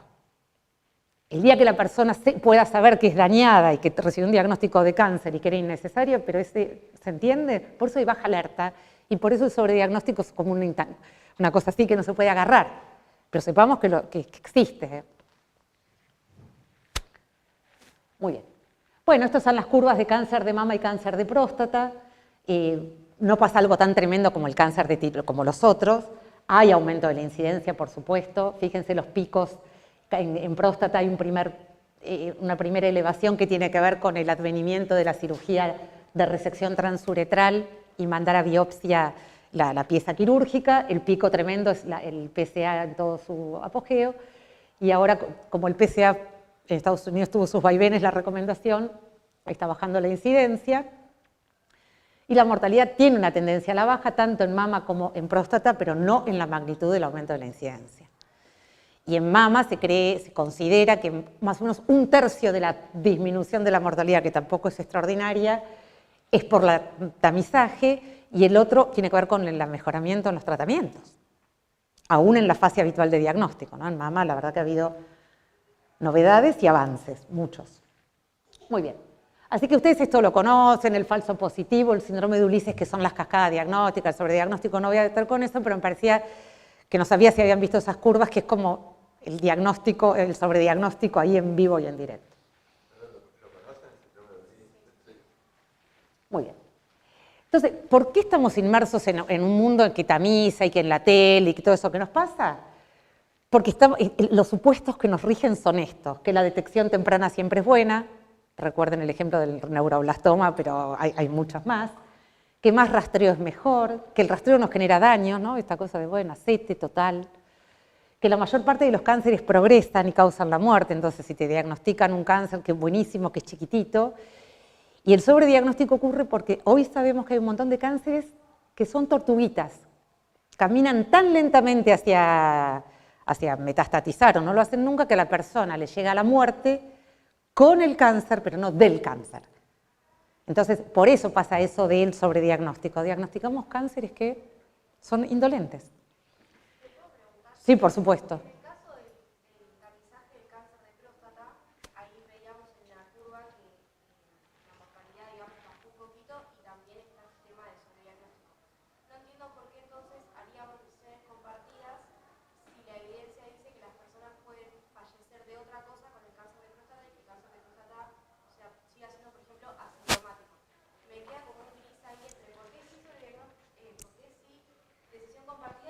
no, está buenísimo que vuelva a surgir la pregunta. Si uno toma la fuerza de tareas americana, nos vamos a concentrar ahí, ellos cambian hace unos años la recomendación y en los pacientes jóvenes, entre 55 y 69, siempre era una recomendación D. O sea, era una recomendación fuerte en contra de hacer tamizaje. Cuando la recomendación es D, o sea, en contra de hacer tamizaje, más allá que uno negocie, porque mi abuelito, porque mi tío se hizo y uno le termine pidiendo, uno no entra en una discusión de decisiones compartidas. Lo que uno pretende es que la práctica sea discontinuada. Ahora, hace unos años cambió la recomendación y solo para los americanos, o sea, hay otras sociedades científicas que siguen diciendo que la recomendación es en contra. Si quieren, les cuento por qué cambió la recomendación para los americanos, pero dicen, después de los 70 es D. Claramente hay más daños que beneficios, justamente porque después de los 70 encontrar un cáncer indolente al pobre hombre no le da la vida que le queda por delante para que lo mate el cáncer, etcétera, etcétera. Pero entre los 55 y los 69 es C. C quiere decir que hay cierta evidencia de algún beneficio, pero como los efectos adversos son importantes, la ecuación entre riesgos y beneficios está bastante cerca, entonces ahí sí entran los valores y las preferencias del paciente. Pero no hay daño neto. Después de los 70 hay daño neto. Y otra vez, esto que yo digo tan taxativamente, hay daño neto, a veces es muy claro y a veces vos decís, ¿por qué hay sociedades científicas que siguen diciendo que es D en todas las edades y los americanos, o sea, lo que quiero decir es que no hay a veces es muy claro, pero a veces decir que hay beneficio neto, y a lo mejor lo mirás vos y decís, che, yo la verdad que el beneficio neto tanto no lo estaría viendo. O sea que también la interpretación de beneficio neto está sujeto a preferencias, y eso complejiza mucho más, eso que no los quiero volver locos. Pero yo, Karin Kopytowski, la verdad que en mamografía, que en teoría es una recomendación de hacer, porque el beneficio neto, y yo a veces vuelvo a mirar los números y me cuesta encontrar el beneficio neto. Pero listo, esto es para...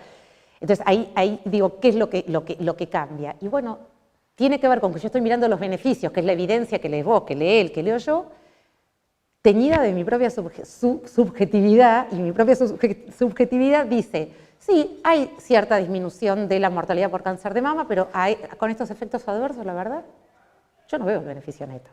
Sin embargo, la comunidad científica lo vio, o acordó que hay. Pero no los quiero enloquecer con esto, pero es complejo, porque esa es la otra pregunta. ¿Quién dice que hay beneficio neto? Sobre todo cuando en los dos platillos, en la de beneficios y daños, nadie va a dudar del beneficio neto de hacer angioplastia primaria o trombolisis en un infarto agudo de miocardio que viene en ventana. Es así, es el día y la noche. El día y la noche, nadie va a dudar en hacer prevención secundaria de cardiopatía isquémica a expensas de dar un montón de medicamentos, porque cambia mucho la historia. Creo que si le mostrás a 1000 personas, todas van a decir acá hay beneficio neto. Ahora hay otras cosas donde la comunidad científica dice que hay beneficio neto y a veces uno lo mira y dice, no sé. Y por eso las decisiones compartidas tienen un lugar siempre, excepto en las recomendaciones en contra, porque ahí los daños superan los beneficios. Y entonces uno no mete la preferencia del paciente si la cosa es dañina. Ahí no va. Pero en los escenarios C, o sea, cuando es donde más se propone, pero perfectamente en una recomendación A o B, el paciente tiene todo el derecho del mundo a conocer daños y beneficios y decir su cosa, es decir, no me voy a hacer mamografía. Entiendo los beneficios, entiendo los daños, y según mis valores, la verdad, no. Y está perfecto. Karin, Sí. una pregunta sobre esto del screening en el cáncer de próstata. Creo que en Europa se está moviendo también como más a favor de hacer el screening, en Estados Unidos no, o se mantiene igual, digamos, como en estos últimos años. ¿Esto por qué es la diferencia? No, lo que pasó con el cáncer de próstata es lo siguiente. A ver, en el cáncer de próstata, todos los ensayos clínicos mostraron una disminución de la mortalidad por cáncer de próstata que está alrededor del 1 por 1000. ¿No? Cada 1000 tamizajes, que es el mismo beneficio del tamizaje de cáncer de mama. De cada 1000 mujeres que tamizás, salvás de morirse de cáncer de mama, no salvar de morirse. La mortalidad global no cambia, con ningún tamizaje. Con lo único que cambia la mortalidad global es si la gente deja de fumar. O en algunos pacientes tratarles la presión, cosas Pero mortalidad global con tamizaje, lo que se muestra es que disminuye la mortalidad específica. Ahora, si la gente se muere después, no lo sabemos. Pero volviendo, ¿qué pasó con el cáncer de próstata? El cáncer de próstata tenía este beneficio que es muy parecido al del cáncer de mama, 1 en 1000, y uno dice, entonces, ¿por qué en mama se recomienda y en próstata no? Porque en el platillo de los daños era tremendo. O sea, había mucho cáncer indolente que no iba a matar a los pacientes. Cuando se diagnosticaba un cáncer de próstata, la conducta habitual era operar. La cirugía prostática tiene una proporción de efectos adversos muy importantes que afectan seriamente la calidad de vida en un porcentaje muy alto, como es la disfunción sexual eréctil y la incontinencia urinaria, pero con incidencias del 40, del 50 para salvar. Entonces ahí uno decía, para esa vida que se salva, no, tachen eso, borren eso. Para esa vida que se evita de morir de cáncer de próstata, todos estos daños, la verdad que no. ¿Pero qué pasó? En los últimos años se sabe mucho más de aquellos tumores que pueden ser observados. O sea, hay más predicción, más posibilidad de arrimar el bochín a qué tumores tienen estas características de indolente y no tienen que ser operados y pueden ser manejados con lo que los gringos llaman watch and wait o vigilancia activa. Entonces, el platillo de la balanza de los daños se aliviana un poco porque se opera menos, o con estas conductas se operaría menos cirugías, entonces hay menos efectos adversos y la balanza, el platillo de los beneficios que siempre estuvo, se equilibra un poco. Y la otra cosa que pasó, y se sabe que pacientes pueden ser observados en gran parte, bueno, por el Gleason, que es una forma de clasificar los tumores, y también porque se mete en la parafernalia del tamizaje a la resonancia magnética prostática. La resonancia magnética, que así como la mamografía tiene el BRADS y todo eso, bueno, la resonancia de próstata, no es que hay que hacerla de rutina, pero digo, ante un PSA alto, cuando no hay un nódulo, se hace resonancia. Y eso permite discriminar un poco las aguas. ¿Qué pienso? Entonces, de ahí es que la recomendación empieza a decir, bueno, habría menos daños porque hay mucha gente que no se va a operar, entonces hay menos gente que va a quedar con disfunción sexual y demás. Ahí yo tengo una postura más filosófica, si se quiere, y que a mí me parece que poner toda esa parafernalia, resonancia magnética, ya no tiene que ver con beneficio, tiene que ver con una mirada más sistémica, todo ese aparataje para la disminución en 1 por 1000 de la mortalidad de cáncer de próstata me parece, porque es como, insisto, filosófico, ideológico, resonancia magnética. Cuando a veces no tenés un resonador para, ya te estoy metiendo principios de justicia, de equidad, todo eso que derivamos ahí, para un poco, ¿viste? Ahora, en un escenario, supongan, en escenario de gratuidad, que no existe, porque alguien siempre paga, ¿no? Pero que esto que hay para todos, bueno, con toda esta parafernalia. Y otra cosa, muy importante, esto del cáncer de próstata ocurre sí, solo sí, donde ustedes están trabajando, el servicio de urología tiene estos criterios de manejo. Si ustedes están en un servicio de urología que opera todo, chau, o sea, hay recomendaciones que son muy dependientes de lo que pasa en el lugar de uno. La de próstata es muy dependiente de la conducta urológica donde ustedes están. Porque yo les estoy contando que afloja la recomendación D en los pacientes jóvenes y pasa a C, porque los urólogos ahora saben, ahora si ustedes están en un lugar donde se opera todo, ojo, ¿se entiende? Porque si están en un lugar donde se siguen los últimos criterios y se hace vigilancia activa y qué sé yo, bueno, puede entrar en decisiones compartidas. Pero por eso cambió, porque se opera menos cáncer. Pero se opera a expensas de poner todo ahí una artillería pesada en el tamizaje que, no sé. Yo tengo, esto no sale de acá, está grabado, bueno, no importa. Yo a veces cuando me enojo con estas cosas y que estamos tapados haciendo de tamizaje de la nada misma, a veces digo, hasta que no se atienda el último ser que está sufriendo, no hay que tamizar más. Eso cuando me caliento.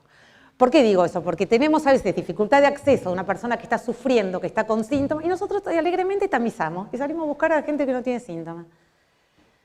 Y no, primero hay que aliviar al último que está sufriendo y cuando se termine con eso empezar a tamizar. Pero es una cosa, es una postura, no lo hago. pero digo, a veces cuando hay demora y están los endocrinólogos ahí con la densitometría de la densitometría y tenés a lo mejor un paciente con un hiperpara sintomático y decís, pero me cacho en 10, ¿viste? Es así. Es más, hay una persona muy inteligente, está grande ya, Iona Heath, que fue presidenta del Colegio de Médicos de Familia hace muchos años, y ella dice claramente que los sistemas no tienen que estar orientados a la prevención de esto, de tamizaje. Es todo un debate, porque destinamos una cantidad de recursos tremendos, de todo tipo, no solo monetarios, saliendo a buscar más enfermos cuando tenemos a lo mejor una larga fila. Entonces, entran con alfombra roja por acá los que vienen a tamizarse y tenés una fila de 10 cuadras ahí los que tienen dolores diversos, le están por amputar la pierna, ¿no? Sí, yo agregaría una cosa, también está la cuestión del funcionamiento del sistema. Yo trabajo en San Martín y nosotros, digamos, ahí se hizo la campaña del Octubre Rosa y están los camiones que están haciendo mamografía. Ay, los camiones. Y tenemos pacientes con cáncer de mama que no son atendidas porque no hay atención, no tienen acceso a Eso es tremendo. Es tremendo. Entonces está toda...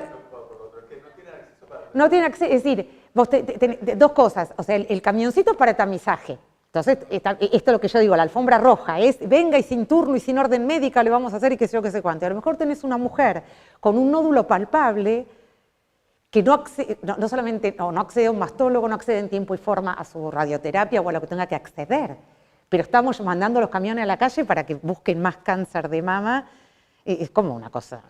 La campaña por televisión también que va a hacer que las personas vayan a su proveedor de salud Y pidan, eso es tremendo, pida que le haga, ¿viste?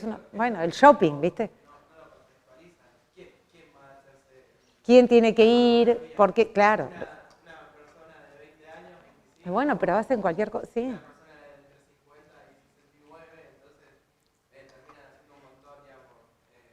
Sí, absolutamente. Cascadas diagnósticas, sobre diagnóstico, un montón tapando, bueno, y los mastólogos son limitados y los mamógrafos son limitados, entonces, bueno, uno dice, ¿a quién vamos a asistir, no? Bueno, también la lógica en la que estamos inmersas es el ejemplo de cáncer de cuello, que es un ejemplo muy exitoso de tamizaje. Y todos creímos que todo el tamizaje iba a seguir el ejemplo del cáncer de cuello, que realmente la disminución de la mortalidad es del 80%. Y ningún otro tamizaje disminuye la mortalidad un 80%, no existe. O sea, todas disminuyen un 20, un 30, con toda la furia. Muy bien. Y lo lógico de la idea, la verdad que si vos te la cuentan, decís, pero si que yo te lo cuento chiquitito y te lo saco, entonces, pero bueno, ahí hay que pensar despacio y acordarse del SubTV. De la Ciudad de Buenos Aires. Esto lo pasa.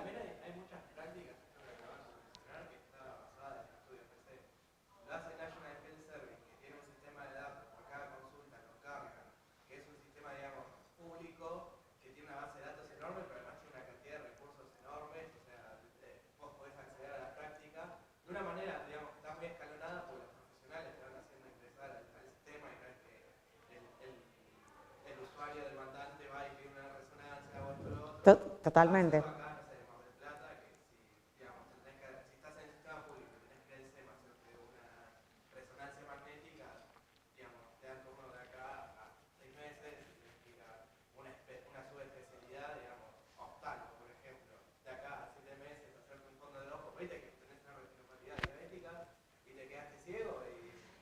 No, eso es tremendo, el acceso, sí.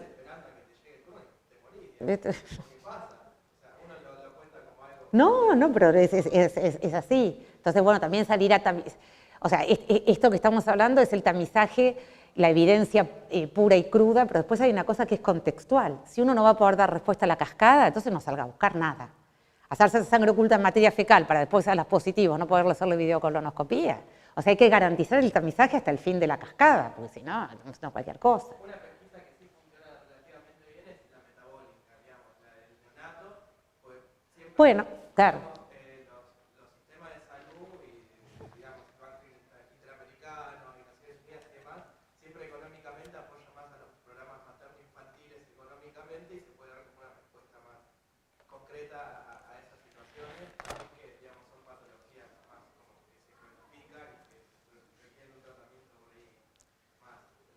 Sí, aparte, bueno, están ahí, los neonatos no tienen que sacar, ya están, ¿no? En la maternidad o donde estén, en fin. Bueno, creo que las cosas más así como gráficas o de analogía, o para terminar de que ustedes entiendan cosas que ya vieron, lo cual me alegra un montón, fueron dichas. Recuerden que también la prevención cuaternaria lidia, a mí lo que me encanta es esto de la prevención, es como que lo que más me gusta, pero también la prevención cuaternaria lidia con cuestiones vinculadas con la medicación inadecuada, la polifarmacia, todo lo que pasa con los adultos mayores. Nosotros hemos investigado en el hospital el tema y nos pasa lo que le pasa al mundo. Todos los adultos mayores, todos no, pero un porcentaje muy alto está con medicación potencialmente inapropiada, benzodiazepina a largo plazo, etcétera, etcétera, etcétera. Después hay daños que tienen que ver con cascadas terapéuticas viciosas, eso es interesante también en la farmacología, ¿no? Viene un paciente, acá hay una reportada que le diste un bloqueante cálcico, le trajo edemas, viene con los edemas y le das un diurético. ¿No? Que no se suele pensar a veces que lo que estamos viendo se lo piensa como un nuevo síntoma y no como un efecto adverso de... Entonces la prevención cuaternaria también pone la alerta en estas cosas con los medicamentos, pone la alerta en cuando los hechos fisiológicos se convierten en enfermedades, ¿no? Esto es lo que se llama medicalización de la vida cotidiana, que es que la medicina se termina metiendo o nos terminan consultando y nosotros contestando como si supiéramos. Somos unos impresentables. O sea, nos preguntan cosas de la crianza y nosotros contestamos como si supiéramos criar chicos. ¿De dónde? O nos preguntan, ¿no?, las cosas, y nosotros contestamos todo. Y lo medicalizamos todo. La sociedad está medicalizada y nosotros no hacemos mucho para eso. ¿Sabe qué? Eso que usted me pregunta, ¿usted qué? Es de sentido común. ¿Usted qué piensa? ¿Qué piensa la abuela? ¿Qué piensa su pareja? O sea, no qué pienso yo. Pero bueno, estas situaciones que tienen que ver con lo social, con lo cultural, con lo profesional, se medicalizan, no nos gusta.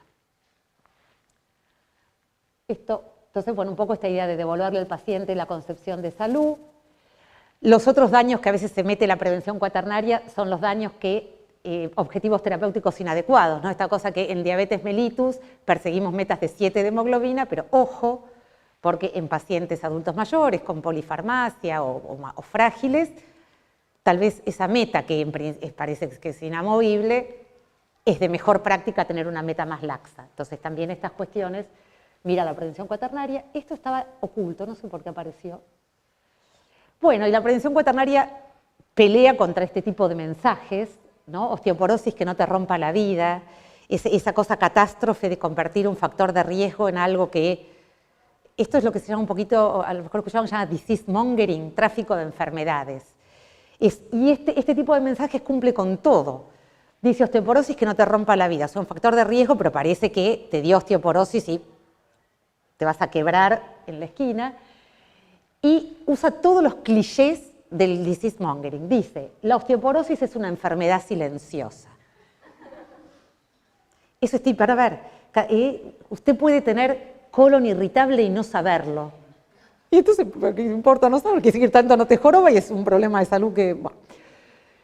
Y bueno, si tenés más de 50 años, hacer alerta de un problema de salud a una edad que no es la que hay que empezar el tamizaje, o sea, cumple con todo. En general, detrás de esto está la industria, detrás de estos mensajes. O están las sociedades científicas, algunas buenamente y otras no tan buenamente, con auspicio de la industria, lamentablemente. O esto, la osteoporosis puede afectar la salud y tu apariencia física, la osteoporosis puede torcer tu vida. O sea, son unos mensajes de porquería.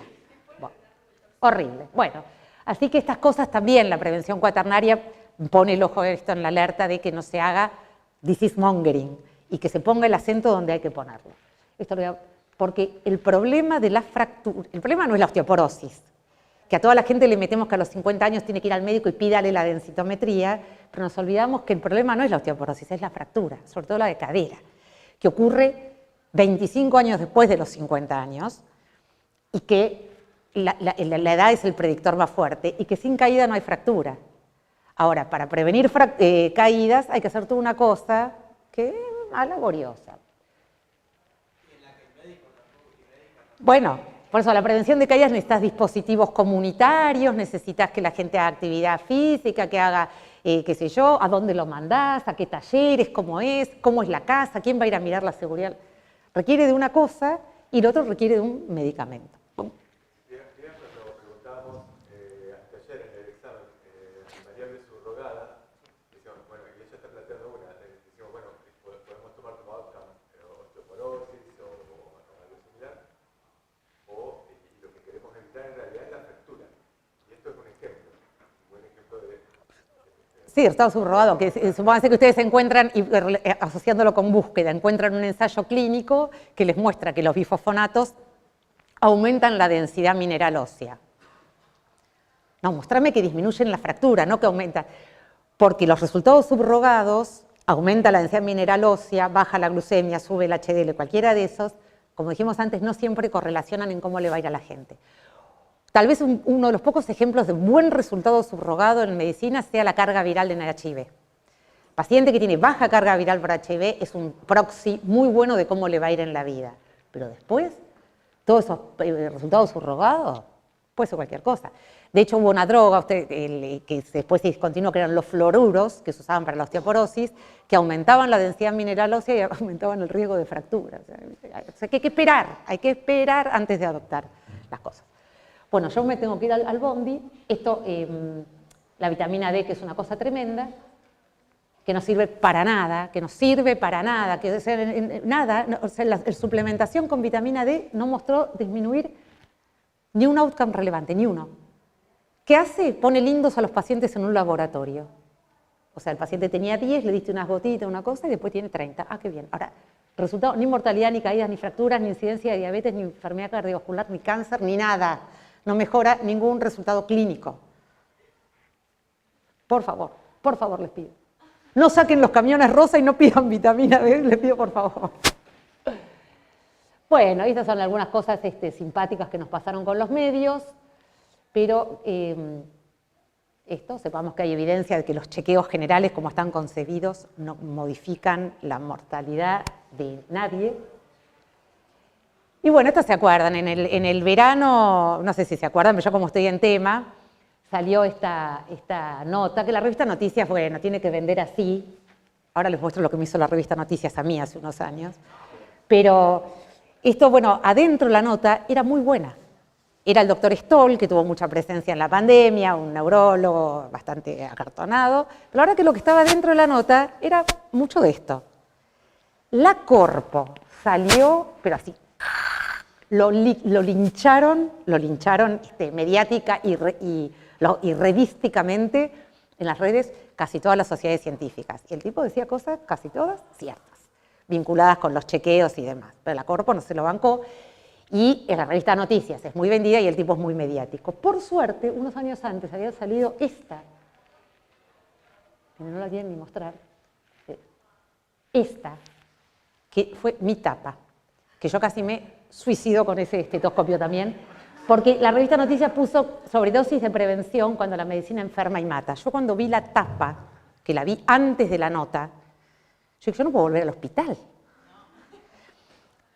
Y me la habían mandado por WhatsApp la tapa, la revista todavía no estaba, a las 5 de la mañana estaba en lo del Canillita, esperando que abra a ver qué cosa. La nota dentro, y si la googlean, es impecable, no porque sea nuestra, porque no nos tergiversaron absolutamente nada de lo que dijimos. Y dijimos esto que estamos diciendo. Me entrevistaron a mí, a Catalano, que es el jefe de clínica del Alemán, y a otra médica más de medicina interna general. Pero nunca imaginé esta etapa, porque yo tampoco acuerdo con esto. O sea, no me gusta asustar a la gente con las enfermedades, pero tampoco me gusta asustarlas con que nosotros los vamos a matar. Y menos un estetoscopio con que no saben lo que eran las fotos adentro. Había una resonancia con un chumbo arriba, era una cosa tremenda. Igual habla muy bien del hospital italiano, que vende tecnología en gran parte, que yo dije, llegué así al hospital, dije, me van a llamar de la dirección de algún lado. Tenían problemas más importantes que resolver. Pero a mí lo que me salvó es no ser conocida, porque yo decíamos cosas parecidas a las que dijo Stoll, pero no había tantas redes sociales, a mí no me conoce mucho nadie y pasó. Menos mal, porque a Stoll lo destruyeron. Lo destruyeron. Y lo destruyeron no individualmente, sino la corporación, las sociedades científicas. Altos ladris. Uy, se está grabando. ¿Se puede editar, señor, esto? Ok. Gracias.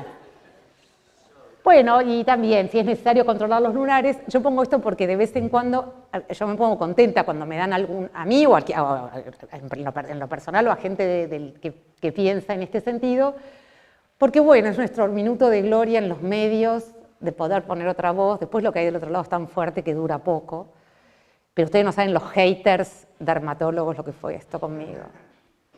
En los chats de dermatología, porque yo tengo dermatólogos amigos, decían, ¿quién es esa impresentable? Era yo. Bueno.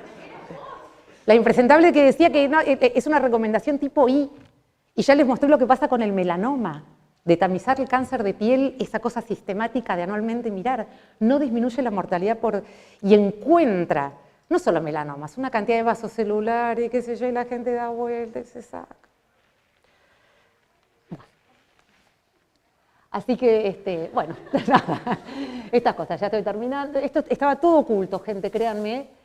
Y una cosa que se me pianta un lagrimón y es la última, es que el Ministerio de Salud de la Nación, tímidamente, en su página, primero hizo un curso de prevención cuaternaria, a mí me tocó dar una clasecita de discontinuación de cáncer de Papa Nicolau a los 65, y si ustedes se meten en el Ministerio, aunque sea dice la palabra, ya eso es como un montón. Es un montón, porque, bueno, a uno le da como una alegría, pero hay una cosa de prevención cuaternaria, hay algunas pocas recomendaciones de no hacer, son recomendaciones muy tranquis, porque cuando estuvimos trabajando un poco en esto, el Ministerio, está el lío todo acá, que no quería salir con una recomendación de no hacer, que no hubiera otra dependencia del Ministerio que recomendara hacer. Entonces salió con recomendaciones de no hacer que son muy sencillas y que no generan gran lío, ¿no? Que todo el mundo acordaría en que no hay que hacer. A lo mejor una de las más interesantes es no usar antibióticos para tratar bacteriuria asintomática en adultos mayores. Me parece que puede ser algo, pero las otras son como, nada, no trate con antibióticos a las virosis, cosas que son de mala práctica, o sea, no. Pero bueno, está esto en el Ministerio, me volvieron a llamar, la verdad que está complicado el país y pareciera que inclusive en el Ministerio de Salud no es una prioridad, pero hay gente ahí trabajando un poquito en esto. Y todo esto estaba, y hace poquito está para publicar, hicimos lo que se llama una scoping review con gente de otros países, de países de bajos y medianos ingresos, para documentar los estudios que hubiera sobre diagnóstico y sobre uso en países de bajos y medianos ingresos. Está por publicar, ya lo aceptaron. Así que bueno. Y lo último, que nos pusimos de acuerdo con los ginecólogos y las ginecólogas, primero en el hospital italiano y después hizo un consenso que está en la revista de SOGIVA, que es la Sociedad de Ginecología y Obstetricia de Buenos Aires. SOGIVA lo esconde un poquito, no cuenta que esto está, pero está publicado en la revista de ellos. Y allí nos pusimos de acuerdo en algunas recomendaciones, como no solicitar ecografía transvaginal como parte de la rutina del paciente, no solicitar marcadores tumorales de rutina, eso en el hospital por suerte no se ve, pero eso es una tragedia. Pedir CEA 125, carcinoma embrionario, etc. No solicitar densitometría antes de los 65 años en mujeres posmenopáusicas sanas sin factores de riesgo. No solicitar estudios mamarios en mujeres menores de 40 años de riesgo habitual. No dosar vitamina D. Como es de gineco, dicen la mujer adulta, pero no hay que dosar vitamina D en nadie. Hay muy pocas situaciones, en la insuficiencia renal, pero por default no hay que pedir. No realizar colposcopía de rutina como parte del tamizaje para prevenir cáncer de cuello de útero, y en la publicación, si la buscan, SOGIVA, diciembre del 2019, está la explicación de por qué llegamos a estos acuerdos, que para mí también fue una emoción, que con gineco nos pudiéramos poner de acuerdo, aunque ellos un poquito lo ocultan. Y cuando llegamos a estos acuerdos también se los comunicamos a la gente, a nuestras pacientes, porque si no, entonces con todos los órganos de difusión del hospital y las redes sociales, comunicamos estos acuerdos de no realizar determinadas cosas y demás. Última, y me voy al bondi. Los falsos amigos de la prevención cuaternaria. Ustedes saben que cuando yo hablo de esto, siempre se me pega. Al final de la charla, hoy no va a ocurrir porque me voy corriendo. O algún antivacunas, o algún médico que hace medicinas complementarias y cuencos tibetanos, que está todo bien, pero no tiene nada que ver con la prevención cuaternaria. O sea, en este discurso a veces desmedicalizante, como dicen los gringos, less is more, ¿viste? Menos es más. Bueno, se me pega gente antivacunas, claro, no soy antivacunas. Me considero una médica, si bien soy ecléctica y a veces uno usa un poquito la magia y mete algún placebo, no sé nada de medicinas complementarias, lo respeto si el paciente consulta, pero no tiene nada que ver con la prevención cuaternaria, porque también las medicinas complementarias eventualmente pueden producir daños que habrá que estudiar pertinentemente. Entonces se me pega gente que usa el cannabis de distintas cosas y le digo, mirá, yo evidencia de tal cosa del cannabis no tengo, cuando tenga lo voy a usar, digamos. Entonces, cuando digo, no es que esas personas merezcan mi descalificación, digo que no tiene nada que ver con la prevención cuaternaria. Y a veces el discurso está ahí. De hecho, una persona que era como muy afín, ahora en la pandemia estuvo en Médicos por la Verdad. Era para cortar. Yo no podía creer las cosas que decía. Bueno. Entonces, ante la contundencia de esta cosa de primum facere, primero hacer, no podemos caer en la abstención, la inacción terapéutica, entonces no hacemos nada, lesis mori, no. Ni tampoco un abrazo a la pseudomedicina, cosa rara antivacuna. Hay mucho para hacer con nuestros pacientes, así que nada más alejado. ¡Ah, el bate y la pelota! El bate y la pelota. Bueno, acá hay que pensar despacio, hay que plantear la ecuación y despejar la X. No, a mí lo hizo mi hijo, porque estaba... Pero puso el precio de la pelota es X, que es la incógnita. Y el precio del bate era X más 1, porque era $1 más que la pelota. Despejó la X. Bueno, esto creemos que está bien así. 2x es igual a 1,10 menos 1, 2x es igual a 0,10, o sea que x es 0,10 dividido 2, la pelota vale 5 centavos. Todavía hay que pensar despacio con el bate y la pelota. Y bueno, esto es así. Lo siento, usted padece un extraño trastorno llamado buena salud. Francamente no sabemos cómo tratarlo. Bueno, muchas gracias. Igual sí. No queda nada.